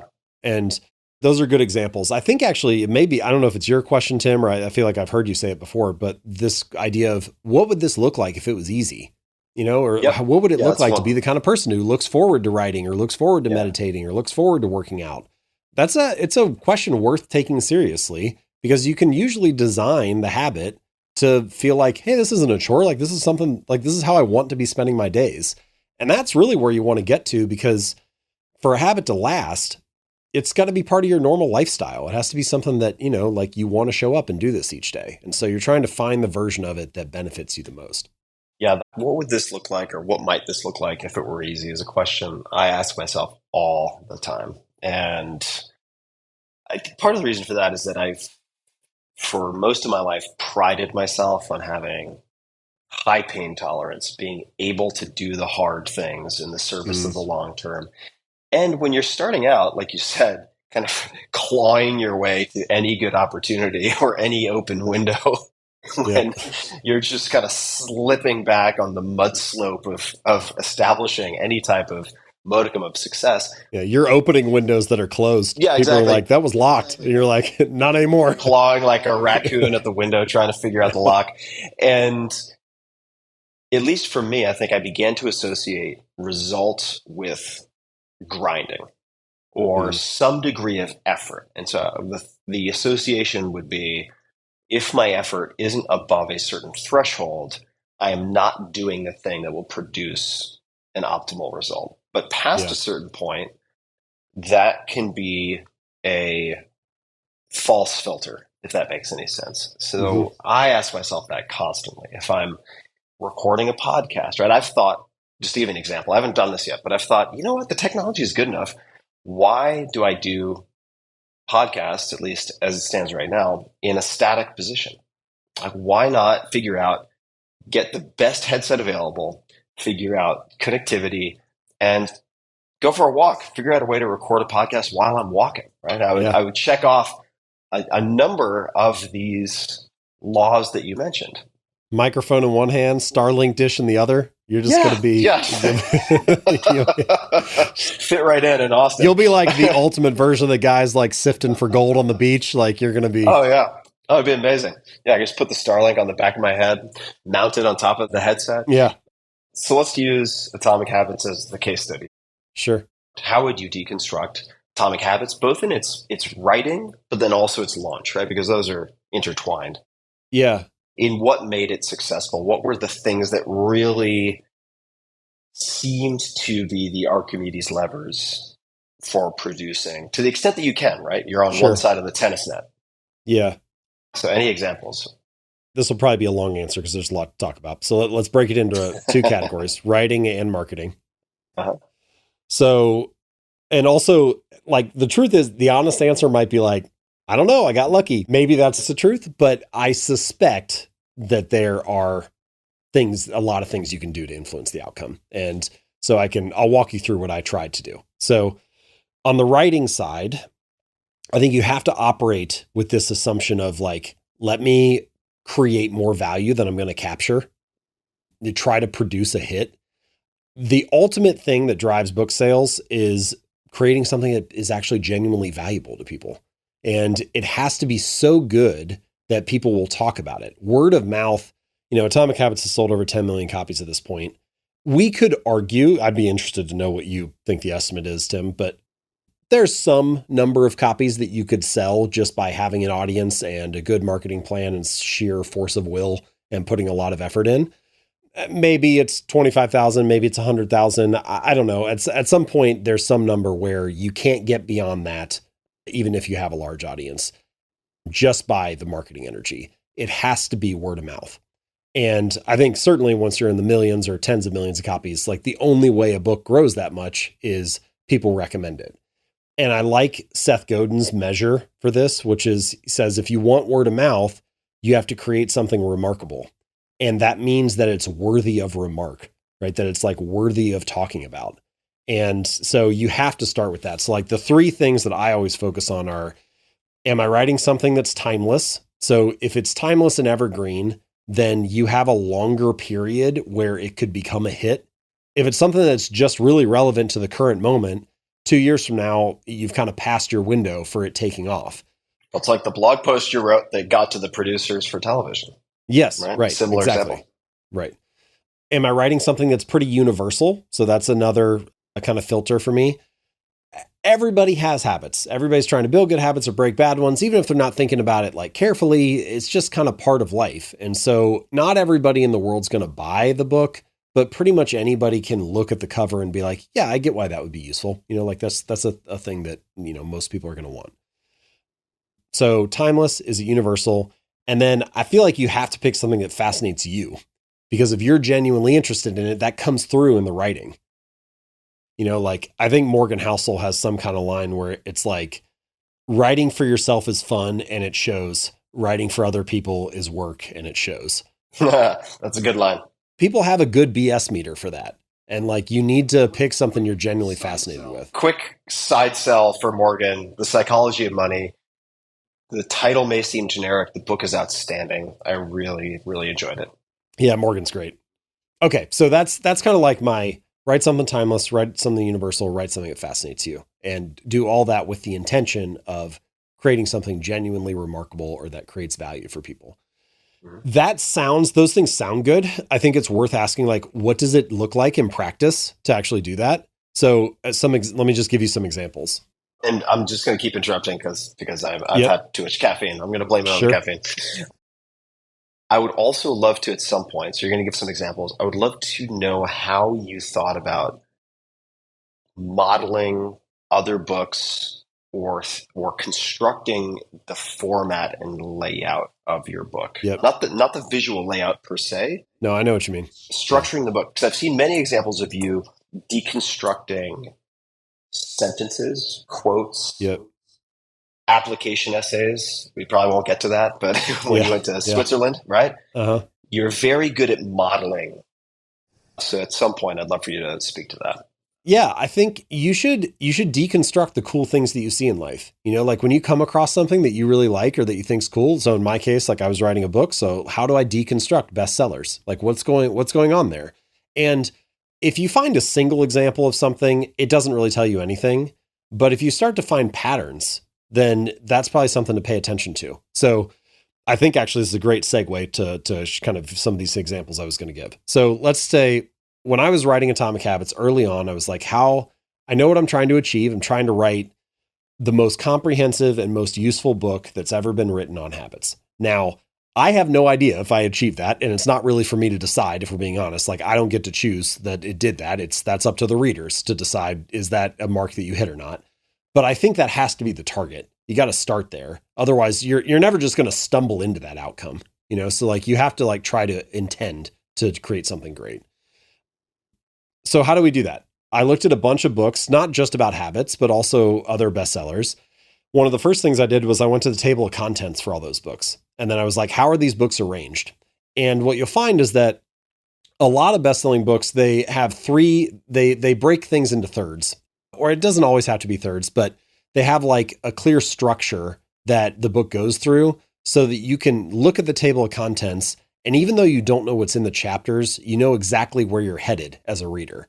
What people don't want is they don't want to open up a book and feel lost, feel like I have no idea where this guy's going to go with this. And it kind of feels like they're wasting their time. So a couple examples you could do, and I thought about these, but I didn't actually use these for Atomic Habits. I could have had a table of contents that was like habits of the past, habits of the present, habits of the future. You know pretty clearly like where that book's going to go if you see those categories in the table of contents. Or power of habit is another example. If you look at the table of contents there, I think he does habits of individuals, habits of businesses, and then habits of societies. So it's like individuals, organizations, societies. And you can see how he's kind of moving up the hierarchy as you go through the book. And another one that I looked at, I can't remember which one of Cal Newport's books it was, but it was either Deep Work or something like that. But he kind of like, he had a section on here are the rules that you need to follow. And then there were, 4 rules or 6 rules. And so each one of those got their section in the book. And the point is just, there needs to be a clear roadmap for the reader. And if you start looking through what other bestsellers are doing, you can start to think about how to transport that onto your own experience. Another thing I did was I tried to look at what is the average chapter length for a lot of these books. When I signed the book deal, the publisher and the editors I was working with, which I love my publishing team, by the way, but they were kind of encouraging me to write longer chapters, like 6,000 or 8,000 words. And I was coming at this as like a blogger, like most of the things I wrote were like 2,000 words or 1,500 words. And eventually what I settled on was most of the chapters were between 2,000 and 3,000 words. And that felt like the right length, Yep. And just for folks to have a reference point, I mean, one printed page, what would you say? It's roughly like 300 to Yeah, I think words. Most of my chapters were about 10 pages. So, yep. So 300 words. Yeah. If it's a 3,000 word chapter, maybe it's 10 or 12 pages, something like that. So yeah, figuring out the length. And I started to notice other things that like novels would do or books that weren't necessarily nonfiction. The chapters are really short and there's kind of this momentum that gets into it. Like it kind of gets you flipping pages and it's easier to keep churning through the chapters. And so I wanted to have that kind of chapter length. I actually think Atomic Habits is still a little bit longer than I was hoping. I just couldn't figure out how to compress it more. My initial manuscript for the book was 700. It was like 712 pages or something. And the finished version of the book is like 250. So, I compressed it by, 66% or whatever. So it's much smaller than it started out as, which I think is good because I feel like a lot of books, especially business books, they could have been like a blog post or a 20-page paper and they get turned into a 200-page book. So I wanted to do the opposite. I fucking hate that. It's the worst. It's so bad. But I actually think if you look at books that sell really well, a lot of the time they're like 180 to 220 pages. They're actually a little bit, even a little bit shorter than what I ended up hitting. So these are all examples of deconstructing, bestsellers and what's going on. Probably the most important place to do this is with titles. So I have a spreadsheet of hundreds of titles for books. The way that I did it was I said, I'm only going to look at books that have sold 1 million copies or more. That's what I'm trying to achieve. So let me just see how many books I can find that have done that. And quick question, tactical question. Did you do that through access to Nielsen BookScan, asking a publisher for help with Publishers Marketplace? I didn't have access to BookScan because I was just a poor blogger who was, trying to make a book. So I didn't have access to any of that stuff. But what I did was I just did tons of Google searches. Yeah. And usually what happens is that when an author hits 1 million copies or 4 million or whatever. Yeah. They'll let you know. Yeah, they let you know. And so there's all kinds of stuff. Or you'll find like, if you just search a title and then copies sold, there's New York Times articles that profile an author and they say, their book sold 6 million copies or whatever. So it was just a bunch of legwork like that. Anyway, I put together that spreadsheet. Let's say I got like 150 titles or something. And then I started to look for patterns. So what format do all these titles follow? And I think I ended up coming up with, there are about 6. I won't be able to remember them all off the top of my head, but the most common format is the blank of blank. So the power of habit, the life-changing magic of tidying up, the power of now, the power of positive thinking, the subtle art of not giving a fuck, the blah, blah, blah. So it's always the blank of blank. And that's a very proven, the war of art. It's a very proven format. And the psychology of money, like we can just keep going on and on and on. There's so many examples like that. And usually what people do is they take their topic, and that's the second piece, and then they take some type of descriptor, and that's the first one. And ideally, you're combining things that are not usually combined. So like the life-changing magic of tidying up. So tidying up is the topic of the book, but now you're telling me that it's life-changing. And what you find is a lot of these best-selling books, they have some element of contrast in the title. There's something that's unexpected about it. So even another common format is you just subtle take, and art this is of not giving a fuck, right? You don't usually make subtle art. Like, yeah, the F word is actually the least subtle thing, right? So like there's this interesting contrast between the two. Another common format, this is the one that I use for Atomic Habits, is you take the topic of your book and then you layer on some kind of unexpected descriptor before it. So I'll get to Atomic Habits in a second, but like extreme ownership by Jocko. So the idea is you take ownership and responsibility for your life, but you do it like in this extreme way. It's not just like a regular idea of taking ownership. Or Cal Newport, deep work. You're doing work, but it's a special kind of work. It's not the normal type of thing that you're thinking about. So these are just examples. There are a couple more patterns that I found, and then ultimately you got to decide like which one makes the most sense for me, which one feels like it's the best fit for my book. But I started to generate a bunch of titles. And which one can you live with forever? Yes. Titles are really tricky because they need to pass a lot of filters. They need to be about, like, they need to cover what the book is actually about. So like in my case, it needed to actually talk about habits. I think it's important to have some element of contrast. So like, in my case, atomic has multiple meanings. It can be tiny or small, so your habit should be easy to do. It can be the fundamental unit in a larger system. So like atoms built into molecules, and systems versus goals is like a big part of the book. It can be the source of immense energy or power.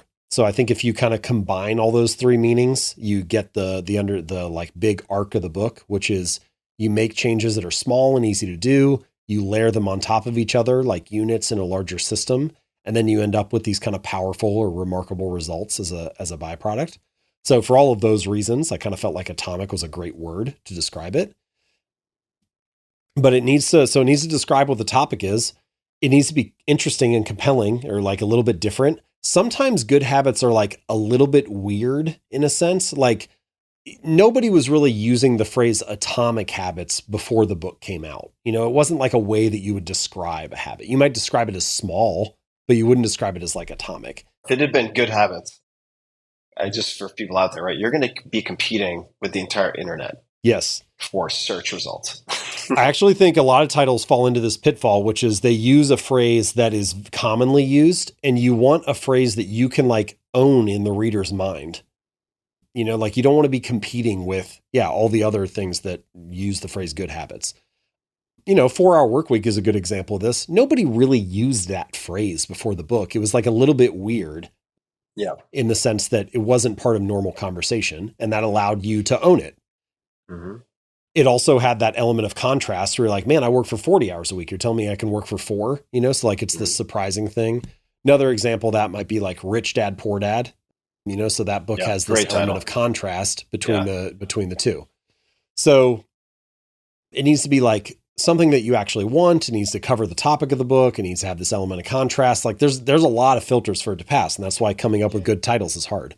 Yeah, let me add one thing too, because there may be I have a lot of engineers and computer scientists and so on who listen to this podcast. If you guys are starting to develop hives, because this sounds like, oh my God, this is marketing. I hate marketers. All marketers are liars. I'd like to emphasize that if you want anything, I shouldn't say anything, if you want a book you write to be remarkable, there are some prerequisites. In other words, what are the antecedents to something being or becoming remarkable? One of them is it needs to be remembered. People can't remember the title. It's very hard to remark upon it in any way that is meaningful. And this also translates and applies to the table of contents, right? So in the 4-Hour Work Week, I had this DEAL structure. And I thought very, very, very intently about how to structure the book, but then also had to label the different structures. And I had multiple options that could have worked. If you have the book in your hand, almost all of them could have worked. But if I want someone to be able to remember, apply, and also talk about, which requires recall, the elements in the book, having something that is an acronym, DEAL, that is easy to remember was, I think, a critical ingredient. It's, to your point, given how many things are outside of your control, not sufficient to guarantee in any way that something will hit the bestseller list, but necessary. So necessary, but not sufficient, I think. What were some of the critical decisions, or I suppose critical decisions is most interesting to me, but it could also be lucky happenings that you set the conditions for, if that makes any sense. First of all, the launch of Atomic Habits, I started planning it about 15 months ahead of time. So it was like a 15-month process. That doesn't mean it has to be that long. I think you could still do an excellent launch in 9 months, maybe. But you're going to need a lot of time. Like sometimes I'll hear from authors and they'll be like, hey, my book's coming out in 2 months. Like, you know, what should I do? And I still think there are plenty of things to do, but in a sense, you're kind of like, you're already like a year behind, you know? So It's a long process. And to take it that seriously, it's not like an accident when you see a lot of these books doing that. Like people are spending a lot of time on it. So that's the first thing, is you need to take it seriously and give it enough time. So what do you do with that year?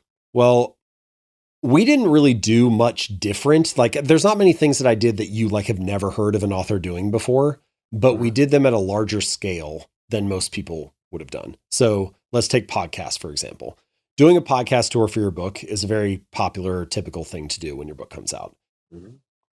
We put together a list. So I went through iTunes and I clicked on every category of shows that we felt like could be relevant to the book. So health and fitness, business, you know, et cetera. For each of those categories, I think usually iTunes lists like 100 shows or so in each category. So we went through all 100 for each of those categories. And then we identified every show that was already an interview show. So I wasn't trying to convince anybody to bring me on that wasn't already talking to people. Then put all those shows in a spreadsheet. I think we ended up with like maybe 300. And then I wrote individual emails to all 300 hosts. So that takes a long time. You know, now we had like kind of a general template, but I would customize each one. And there was a section in each email where I would say, hey, you've had on this previous guest, you know, in this episode, or you talked about this topic in this episode. I feel like I could, you know, provide something new or expand on that. It seems like it already went over well with your audience. If you're interested, I'd love to come on. You know, I'm sure the show is going to be successful whether I come on or not, but if you're interested, you know, let me know. And I feel like we could have a good conversation. And you got to send 300 of those emails for 100 of them to work out. And so I wrote the drafts up. And then I think about 3 to 4 months before the book came out, it was about 4 months, we started sending them all out and getting interviews scheduled. I spent like a 2-month span before the book came out recording as many as I could. And I ended up getting about 75 interviews recorded before launch week. We asked everybody to release during launch week. Now, not everybody did, but pretty much everyone at least would either do that week or like one of the weeks before or after. And this is one of my core principles for the launch, which is you want a concentrated strike. You want to have as much energy as possible in like a tight window. And the idea, which Tim, you know this better than almost anybody, the idea is to make it seem bigger than it actually is. You want to feel like it's everywhere. And so I had 75 interviews hit during launch week. I did an additional 25 during the month that the book came out. So by the time the book was out for 1 month, I had 100 interviews that had hit within that same month span. So you've got a lot of action going on there. At this point, by the time the book came out, my email list was around 450,000 subscribers, somewhere around there. So I had my own energy that I was trying to provide. So we sent a sample chapter. We sent the first chapter of the book out. I sent a couple excerpts during launch week. I had that segment that I did on CBS This Morning on launch day, and we sent that out. So there were probably 4 or 5 emails that were coming out around that time.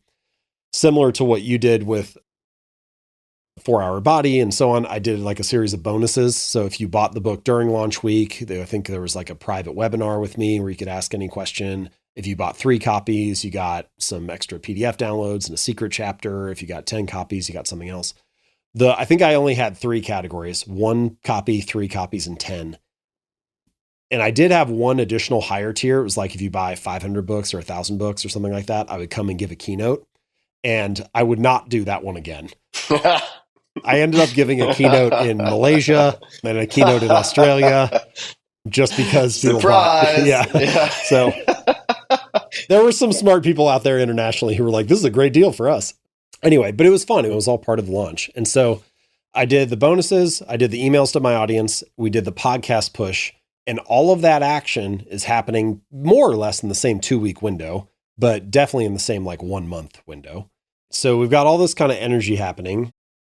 We also sent out influencer copies, or whatever you want to call that, advanced copies to people. I didn't want to send any galleys to anybody. I only wanted to send a finished copy because I wanted their experience to be like the actual finished book. I wanted to be as good as possible.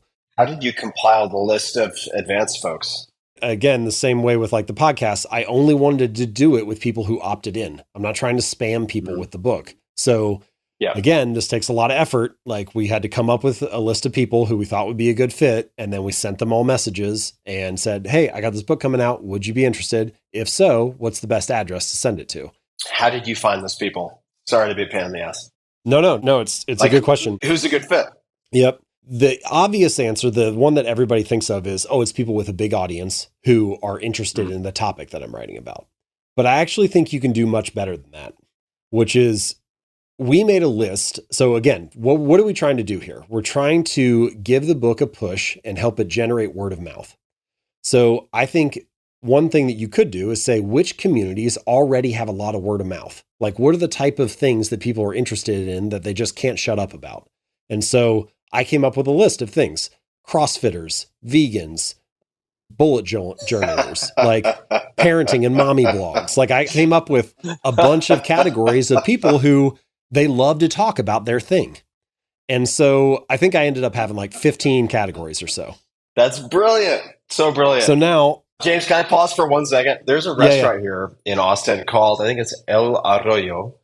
And they're famous for their signs that they put outside. And they have these really pithy sayings. And these have become books now, mugs, everything, because they're so clever. And one of them was, if someone does CrossFit and is vegan, which do they talk about first? Which I thought was pretty good. So continue. It's a worthwhile question, though. You're like, there are things that people get genuinely excited about and love to talk to other people that are in that industry about, and so are interested in that thing. So let's come up with a list of those. And I think I had like 15 or so.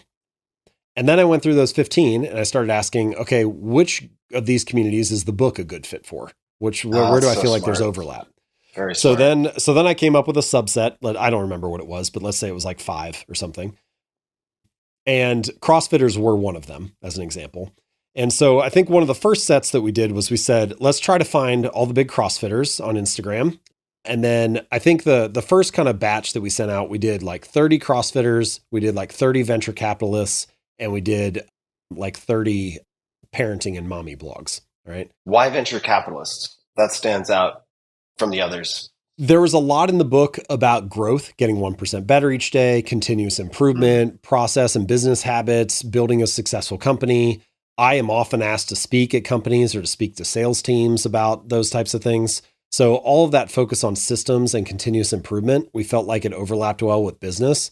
And venture capitalists are seeing lots of businesses, and they're kind of the kind of modern version of venture capitalists. A lot of them have like public presence on Twitter, or like they've got their own podcasts or whatever.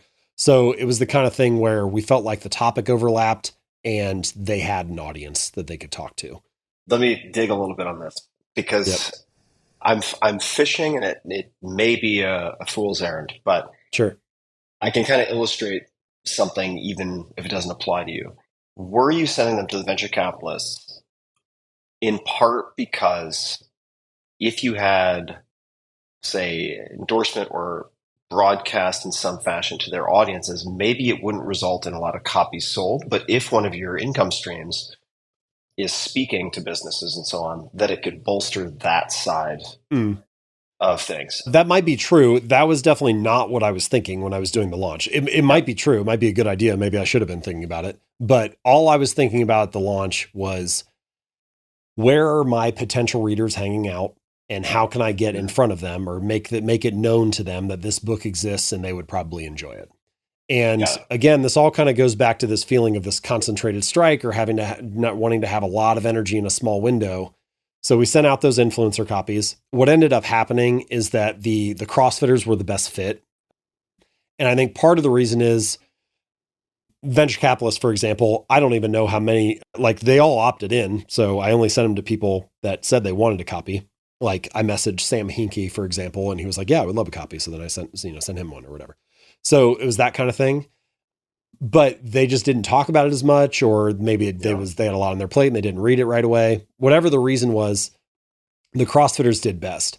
And I think it was kind of interesting to them. I feel like if you're a CrossFitter and you have like 1 million followers on Instagram, you're probably sent a lot of workout gear, a lot of supplements, a lot of like stuff like that, but you're very rarely sent a book. And it was like, oh, this is kind of cool. Like this is a topic that will help me in my training, and I don't usually get this. And so they opened it up, and a lot of them took a picture and then shared it on Instagram. And we didn't ask for any of that, by the way. We just asked people who opted in, and then we tried to get them a book that we felt like was a great fit for what they were already interested in. And what ended up happening is I've got all these podcasts sitting. I have the emails going out. I got the CBS segment. And then like 20 of the top CrossFitters all posted about it on their story within the same like 2-week span. Now, if you're into CrossFit and you follow the top CrossFitters on Instagram, surround sound. That means everyone has seen this book, right? And you're like, man, everybody I know is reading this right now. And that's not true at all, but it feels like it in your little universe, right? And so again, it's like, how can you make it feel like it's everywhere for that window of time? And so once we figured out that it worked well for CrossFitters, then we started saying, okay, let's branch out in fitness. So then we sent it to a bunch of bodybuilders, a bunch of power lifters, and so on. And it has turned out that it's been a really great fit for people in fitness, and they love the book and they recommend it to their clients and they find it useful for their own training and so on. And so we had to try a variety of things for that to work out. I actually do think it's one that a lot of venture capitalists like now and recommend, but it just was a slower burn with them. It didn't work during the influencer push as much. So anyway, you get the idea. None of those strategies are radical or new. Everybody's familiar with that if you're looking up how should I launch a book. But what's different is we tried to do it all at the same time, and we tried to do it all at a larger scale than most people were doing. So at first, we only sent 100 influencer copies, but over time, we've sent 1,000. Well, you're also very surgical in where you chose to go an inch wide and a mile deep, where I think a lot of folks who I observe launching books, they kind of half-ass 24 things. Yeah. And I mean, that sounds too pejorative maybe, but they really try to sprinkle effort across a ton of different things. And I've never seen that work well.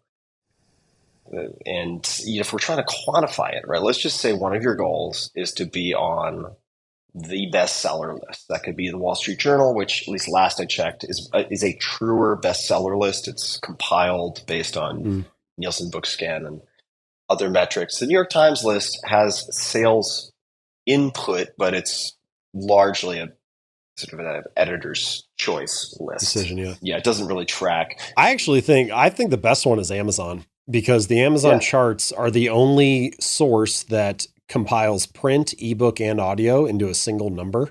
Now, they don't have every book sale, right? They're only counting what's on Amazon, but that's, I don't know, 80%, 90% of 80%. Print books. Yeah, probably. It's 95% of audiobooks. Audible is like basically the only way that people listen to audiobooks.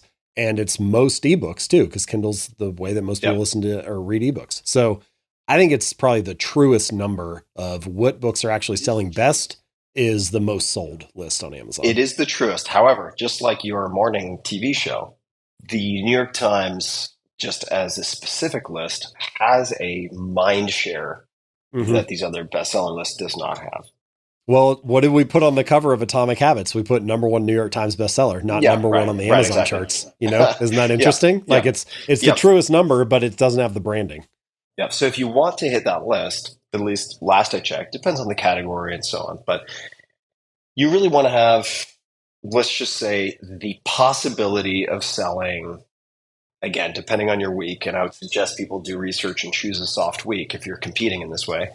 That's what I did with 4-Hour Workweek. Just as a side note, you can study these things. It's like maybe you should, if you have a cookbook, maybe you shouldn't come out right before Thanksgiving and Christmas. Like you're going to be fighting monsters if you try to do that. So pick your timing. But if you have to sell, let's just call it, or have a chance of selling 20,000 copies for 2 consecutive weeks.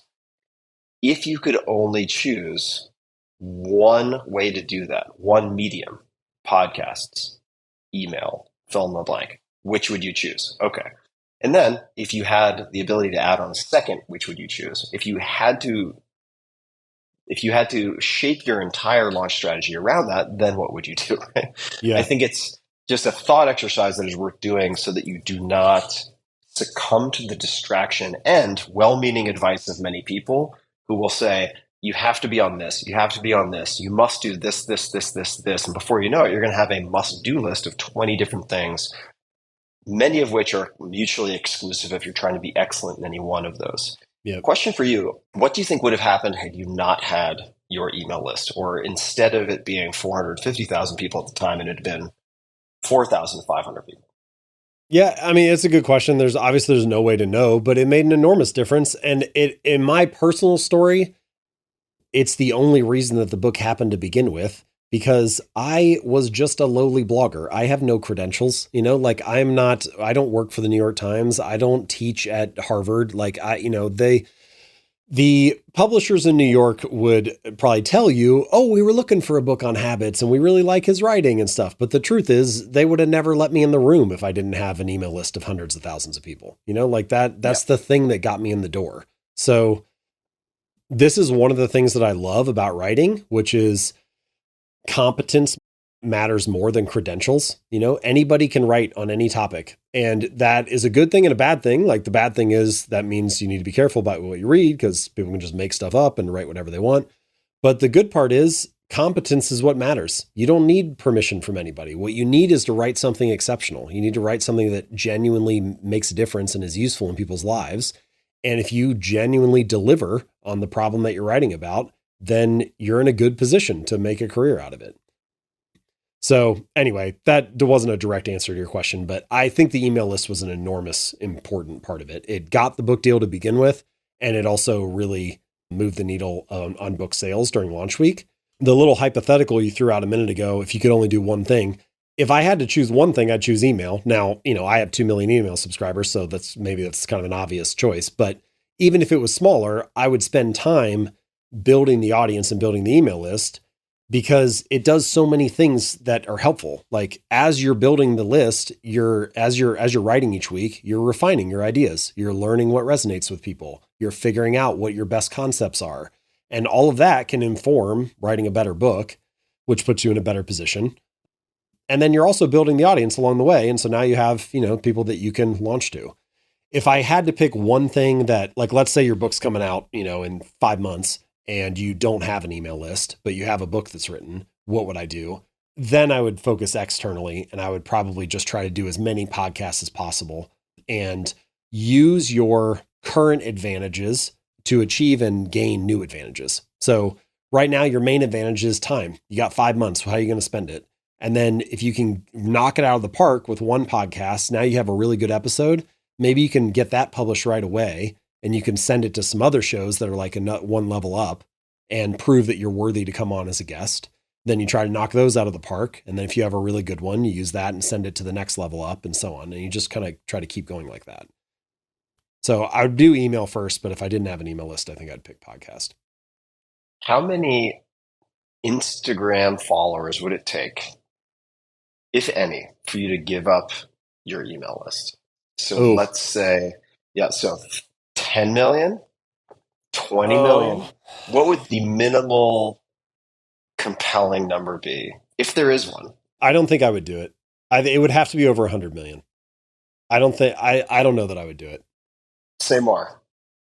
I'm not in control of it. So, like Instagram can be, the algorithm can change. My account could get, suspended. They could, whatever. There's like, I don't write about provocative stuff, but you get the idea. Like I'm not in control. Mm-hmm. I could, if you had 100 million followers, I mean, I'm assuming some level of engagement here, right? Like it's not just like phantom followers. Like you're assuming that you've got an engaged audience either way. But yeah, I mean, like if Kim Kardashian were like, I want you to co-host my Instagram. Yeah, she's like, I'll give you all my Instagram followers. You give me all your email list. Yeah, right. We'll do like makeup and like booty fitting dresses, and then we'll have habits. Right. You get every Wednesday. My next book is Booty Habits. It's like, That would sell. Not just saying. I'm telling you, man, that sounds like a bestseller in the making. More squats, but that's okay. Yeah, I don't know. I mean, there's obviously some number where it'd be stupid not to do it, but I don't know. Email's just so flexible in how you can use it, and Instagram is like pretty constrained. It's got to be an image, and I'm not a very, I don't post images of myself. I don't know. I'm in a similar boat. If somebody said, I'll give you 50 million, I wouldn't trade. I wouldn't do it for 50 million followers. I'll give just a tip for folks also. This is what I did with the first book and pretty much every book since. If I'm sending out advanced copies, I will send out galleys in some cases, at least with the earlier books I did, because it allowed me to just have a longer lead time. I have very long books, as many people know. They violate every rule of length. They tend to be gigantic. And it takes a while for people to explore these books. So I will send out galleys. Usually they're pretty much in final form. Maybe there are a few citations, no appendix, probably no page numbers in the table of contents because that stuff is moving around. But otherwise, they're pretty solid. They will not have a final cover, as an example. But what I will do if I'm sending out advanced copies, whether they're galleys or actual final product, is, and this is very old-fashioned and it takes time, but I feel like if people skip some of these time-consuming steps on the front end, they are sacrificing a lot of long-term potential because they may not ever reach that escape velocity. Get some Post-it notes and pick specific chapters or sections so that you can say, if you don't have time to read the whole book, and I don't expect you to read the whole book, I tabbed the chapter that I think is going to be most interesting to you, or that might be most interesting to you, which requires you to do some homework, like you did when you were sending pitches to these podcasts. You had so-and-so on, you talked about A, B, and C. It seemed like your audience really responded well to X. Why don't we do A, B, and C? Or would you be open, if you'd be open to A, B, and C? And that due diligence pays incredible dividends. And what you did with podcasts was exactly what I did for bloggers for the 4 Hour Work Week. I micro serialized so I could offer different blogs, different places like Lifehacker and so on, exclusives on a particular facet of the book. Yep. And that required an incredible amount of research on the front end. It's worth it. I did the same thing for the sending out the advanced copies. I can remember sending a message to Naval and saying, hey, I know you're super busy. I do genuinely think you'll find the book interesting. If you only have time to read 3 pages, I think these are the 3 to read. Yeah. And I have no idea if he read it or not, but he was like, thanks, I got it. And so, that was it. And it takes a long time to do it in that way, but actually writing real emails to the podcasters and not just doing a template, and actually selecting the pages that you think will be most useful for each advanced copy, and not just spray and pray, like that stuff it helps. It actually works, Yeah. And also, if you're being very deliberate and very thoughtful about how you are picking these recipients, oftentimes it only takes 1 or 2.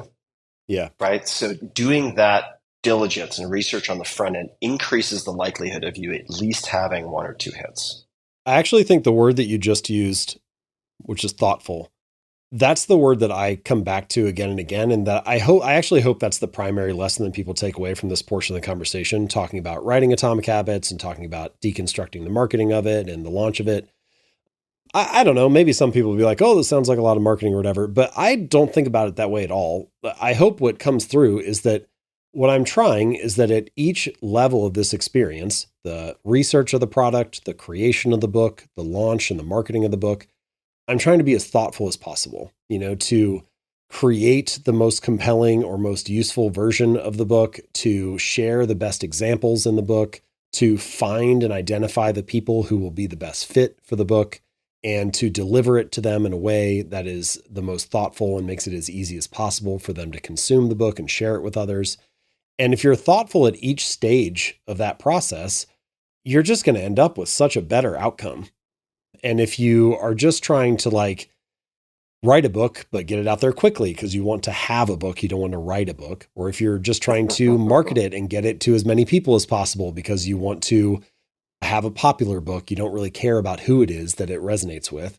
I mean, if you cut corners like that, then it's just really hard to have a great outcome. But if you're thoughtful at each stage, then it tends to work out much better. Yeah, 100% agreed.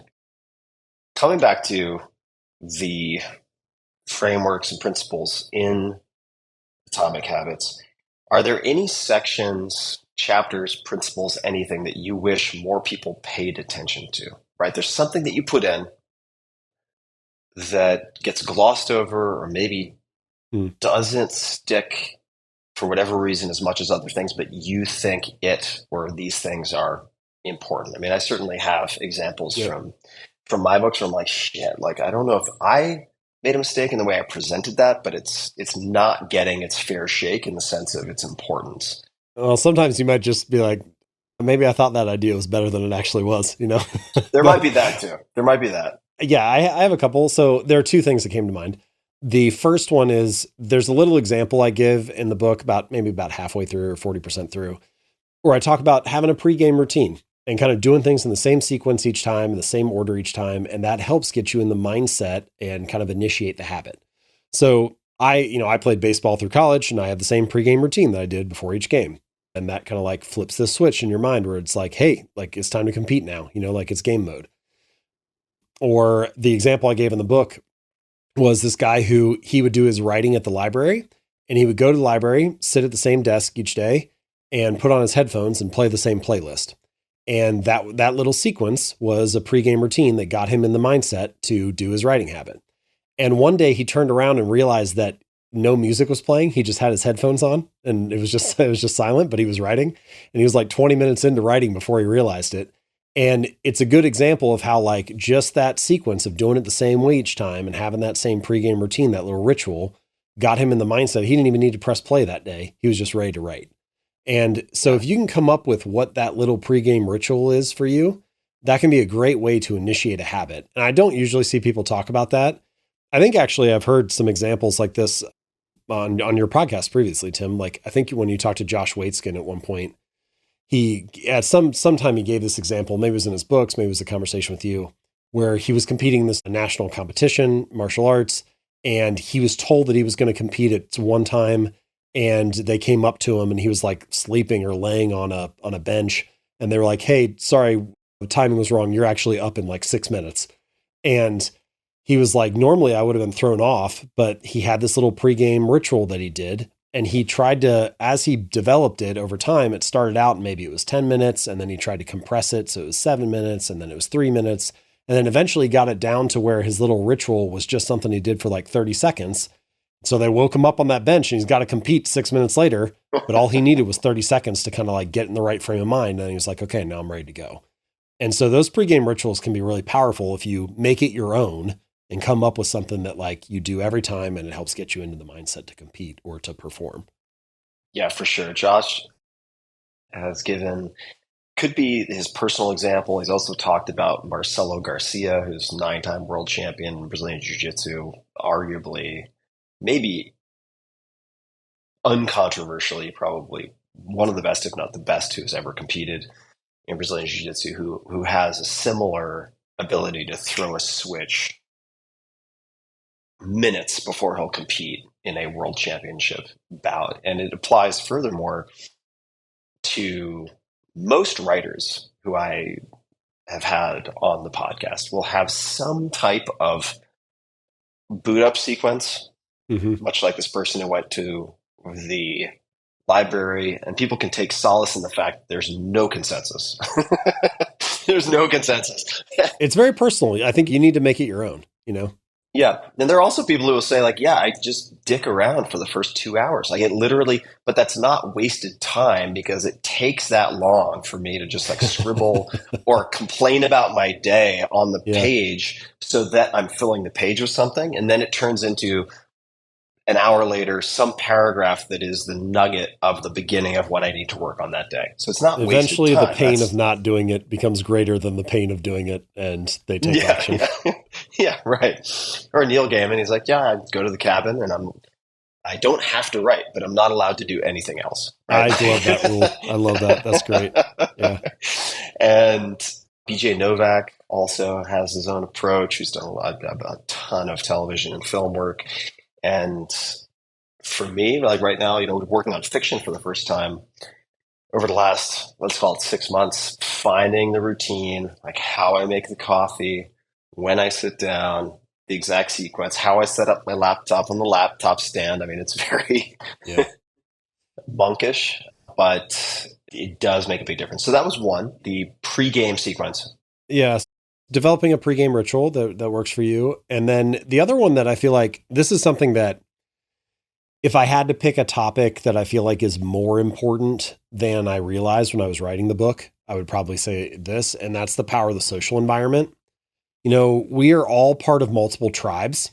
Sometimes those tribes are like large, like what it means to be American. And sometimes they're small, like what it means to be a neighbor on your street or a member of the local gym. But all of those tribes that you belong to, the large groups and the small groups, they all have this set of expectations. They've got a set of social norms for what you do when you're in that group and what the typical way is to act and behave and what kind of habits they follow. And the more that your habits go with the grain of the expectations of the group, the more attractive they feel like to you, because it's like, hey, I fit in, I belong, I'm part of something. And the more that they go against the grain of the expectations of the group, the harder they are to stick to, especially in the long run. Maybe you can do it for a day or a week or I don't know, a month or two, but like at some point you kind of keep rubbing against, you have this like friction where you're conflicting with the group, and it becomes hard to stick to that for the long run. And so the little takeaway that I kind of think of now is you want to join groups, to join tribes where your desired behavior is the normal behavior. Because if it's normal in that group, then it becomes really motivating to stick to it. And furthermore, the kind of like ancillary habits that are part of that group, the other expectations are things that you're probably going to soak up. Like people will join a CrossFit gym because they think they want to get in shape, but then you turn around 6 months later and they're all eating paleo and wearing the same brand of knee sleeves and they buy the same workout gear. And like, it's all these other habits that they never intended to build, but they just kind of Yeah, soaked them up because that's what the group was doing. And ultimately, I think this comes back to this kind of deep need that we all have, which is this need to bond and connect. You know, we all want to be a part of something. We want to belong. We want to fit in. And if people have to choose between, I have habits that I don't really love, but I fit in, I belong, I'm part of something. Or I have the habits that I want to have, but I'm cast out, I'm ostracized, I'm criticized. I mean, most of the time, the desire to belong will overpower the desire to improve. So, as best as possible, you got to get those two things aligned and surround yourself with people where your desired behavior is the normal behavior. yeah, absolutely. The whole you're the average of the five people you associate with most type of thinking. And also for people who are starting off the new year or about to and thinking about how to best ensure that you cohere with a group Mm. that leads to these new behaviors. Front load it. Make it painful not to do it. Pay in advance. Right? Make some type of bet with one of your friends and you owe each other money if you miss workouts. Like set it up so it is painful not to do it. I know that might sound like I'm favoring the stick over the carrot. You're also going to use the carrots, right? Like Sure. you can use the carrots, but make it compelling from an incentives perspective to do it. As you said, you can also use the carrots. Like the flip side of that is, so yes, like make it painful not to do it and make it easy and frictionless and obvious to do it. Like try to design your environment so the things that you say are important to you are the obvious and available things. I think one interesting thing you can do is just think about one habit you're trying to build and then walk into the rooms where you spend most of your time each day, kitchen, office, bedroom, whatever, and just look around and ask yourself, what behaviors are obvious here? What is this Mm, space designed to encourage? yeah, it's really good. And you'll start to notice different things that you can tweak to make it the good habit more obvious and easier, and the bad habits or the things you want to avoid less obvious and maybe a little higher friction. And making one or two little adjustments like that is not going to radically transform your life. But if you make a dozen or 2 dozen or 50, and you're kind of all of these environments, all these rooms where you're spending space each day are primed to support the habits you want to build. I mean, now you've got a tailwind rather than a headwind. And so it's become so much easier to appear as if you have great willpower or that you're really consistent when really you're benefiting from the environment that you already set up. Yeah. And I'll also say sometimes one or two changes can make a huge difference. Coming back to my brownie binge yesterday, there's a reason I don't cook brownies all the time, right? There's a reason I don't have chips in my house because I will eat all the fucking chips. I will eat everything. I love chips. And rather than view that as a failing, like, yes, I could take the hard path and like crawl on my knees through broken glass to like develop the willpower to stare at these chips every day and not eat them, or I can just not have the chips in my pantry. Sure. So these environmental Put changes, yourself in positions to succeed. A lot of it is yeah, positioning. Like if you have a dog and you're walking it down the street and your dog doesn't get along well with other dogs and you see one coming toward you, go to the other side of the street. Don't like put the yeah, dog in a bad situation, like you wouldn't. yeah, And that kind of thing is obvious with our pets or with our friends or our family members. We're like, oh, why would you do that to yourself? And then we do it to ourselves all the time, So like try to design a space where you are being served by your environment rather than being hindered by it. yeah, totally. I think it was, I don't want to misquote him, but when I had Jerry Seinfeld on this show, I think he said something like, your mind is a stupid little dog that you have to train, something along those lines. And if you think about it, right, I think now you got me on dog training. I think about dog training a lot, and I trained my dog Molly and took it super seriously and worked with all these different trainers and then tried to modify it and so on. Surprise, surprise. And there are these basic things where it's like if you talk to somebody and they have a problem because their dog chews shoes, as an example, and you can ask, well, where did the dog spend most of its time for its first 2 months in the house as a puppy? And they'll be like, oh, I like ran around the house. And like, did you have shoes on the floor? Yes. And that's how the dog developed the habit of chewing on shoes. But if you crate train your dog and you simply prevent them from chewing on shoes for the first few months, they're not going to eat shoes. It's just not going to be a thing, generally speaking. And for humans too, it's like if you don't want to eat chips every day, Tim Ferriss, then don't leave the shoes on the floor. Don't leave the chips in the pantry. Like this is a solvable problem. So I find a lot of reassurance in the fact that it doesn't have to be brute force willpower. And I'm not saying this to you because in place of something nebulous like that, you can set up systems and you can also rank order your habits in such a way that you are looking for the upstream habits that make the downstream habits easier, right? So whenever I've wanted to get in better shape or someone has asked me for advice, they're like, what should I eat? And I'm like, let's talk about exercise first. Because if you eat well, it doesn't necessarily lead to exercise. But if you exercise, very often you're not going to want to spoil the exercise you did by eating a bunch of crap, right? If you exercise, you're like, wow, I put in a lot of effort. I feel great. You're going to have this sunk cost fallacy benefit of having put in that effort. You'll be less inclined to screw it up. There'll be too much cognitive dissonance, right?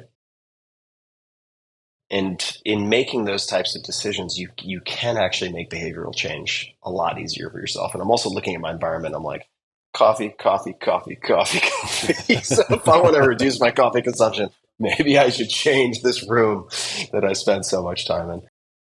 My goodness. Anything else that you would like to say, James? We've been going now for almost 3 hours. And I think this is probably a good place to begin to wind down. But is there anything else you'd like to mention? The trajectory of your life bends in the direction of your habits. And a lot of what we've talked about today, whether it's launching a book or writing a book, whether it's, building an exercise habit or a meditation habit, growing an email list or developing a creative habit, it comes back to consistency. It comes back to doing small things well each day, trying to live one good day, and then waking up again tomorrow and doing the same thing. And the world is very results oriented, and that's fine. Like that, we all want to get better results, but almost all the results that you want are a lagging measure of your habits. So your bank account is a lagging measure of your financial habits. Your physical fitness is a lagging measure of your training habits. Your even like silly stuff like the amount of clutter in your living room is a lagging measure of your cleaning habits. So if you want your results to change, the habits that precede them are the things that actually need to change. It's like fix the inputs and the outputs will fix themselves. And I don't think that means you have to be radical about it. It doesn't mean that you have to upend your entire life. Really, all you need to do is focus on having like 5 good minutes. Like you can do a lot with 5 good minutes. Like 5 good minutes of exercise can reset your mood. 5 good minutes of conversation can restore a relationship. 5 good minutes of writing can make you feel great about the manuscript again. And so it doesn't take much to feel good, to get back on the path, to continue to make progress. And small habits, showing up in little ways, mastering the art of showing up, trying to get a little bit better each day. Those are all things that you can keep in mind as you try to just live one good day today and be on a good trajectory. And that really, one of the core ideas of Atomic Habits is getting 1% better today. And it's really about that. It's not about measuring it and like, is it a 1% improvement or 1.6% or whatever? It's not about the numbers. It's like a mindset. It's a philosophy. It's an approach that I'm going to focus on the trajectory that I'm on. And I'm going to try to stay on a good path, even if it's just in small ways, and then trust that will compound and multiply and turn into something much greater over time. Because the truth is, time will magnify whatever you feed it. If you have good habits, time becomes your ally, and all you need is patience. But if you have bad habits, time becomes your enemy. And every day that goes by, you kind of dig the hole a little bit deeper. And so the ideas in Atomic Habits, the strategies for, making small changes, for kind of letting these behaviors improve over time, it's all about getting time to work for you. And I think you can start in really small ways and begin to reinforce your desired identity. And hopefully this time next year, you'll be really happy with where you're at and the progress you've made. Here. I'm not going to spoil that with adding any commentary that is unnecessary. I think that's a strong way to close. James Clear, you can find him at jamesclear.com on Twitter and Instagram at jamesclear. We'll link to everything, including the 321 newsletter, which everyone should check out in the show notes, as per usual, at tim.blog/podcast. James, thanks so much for taking the time. This is great. Took a ton of notes. I have homework. I have changes to make. I have perhaps a few bags of coffee to remove from my immediate space. And this has rekindled my enthusiasm, amplified my enthusiasm for the new year. So I appreciate you sharing so much and being so game to play the tennis match of this conversation. Of course. Thanks, Tim. Really appreciate it, man. And to everybody listening, be just a little bit kinder than is necessary today. That includes to yourself. Set up systems. Remember our dear friend Archilochus. We will not rise to the level of our goals or our hopes, but fall to the levels of our training and our systems. So, best of luck to you, and thanks for tuning in.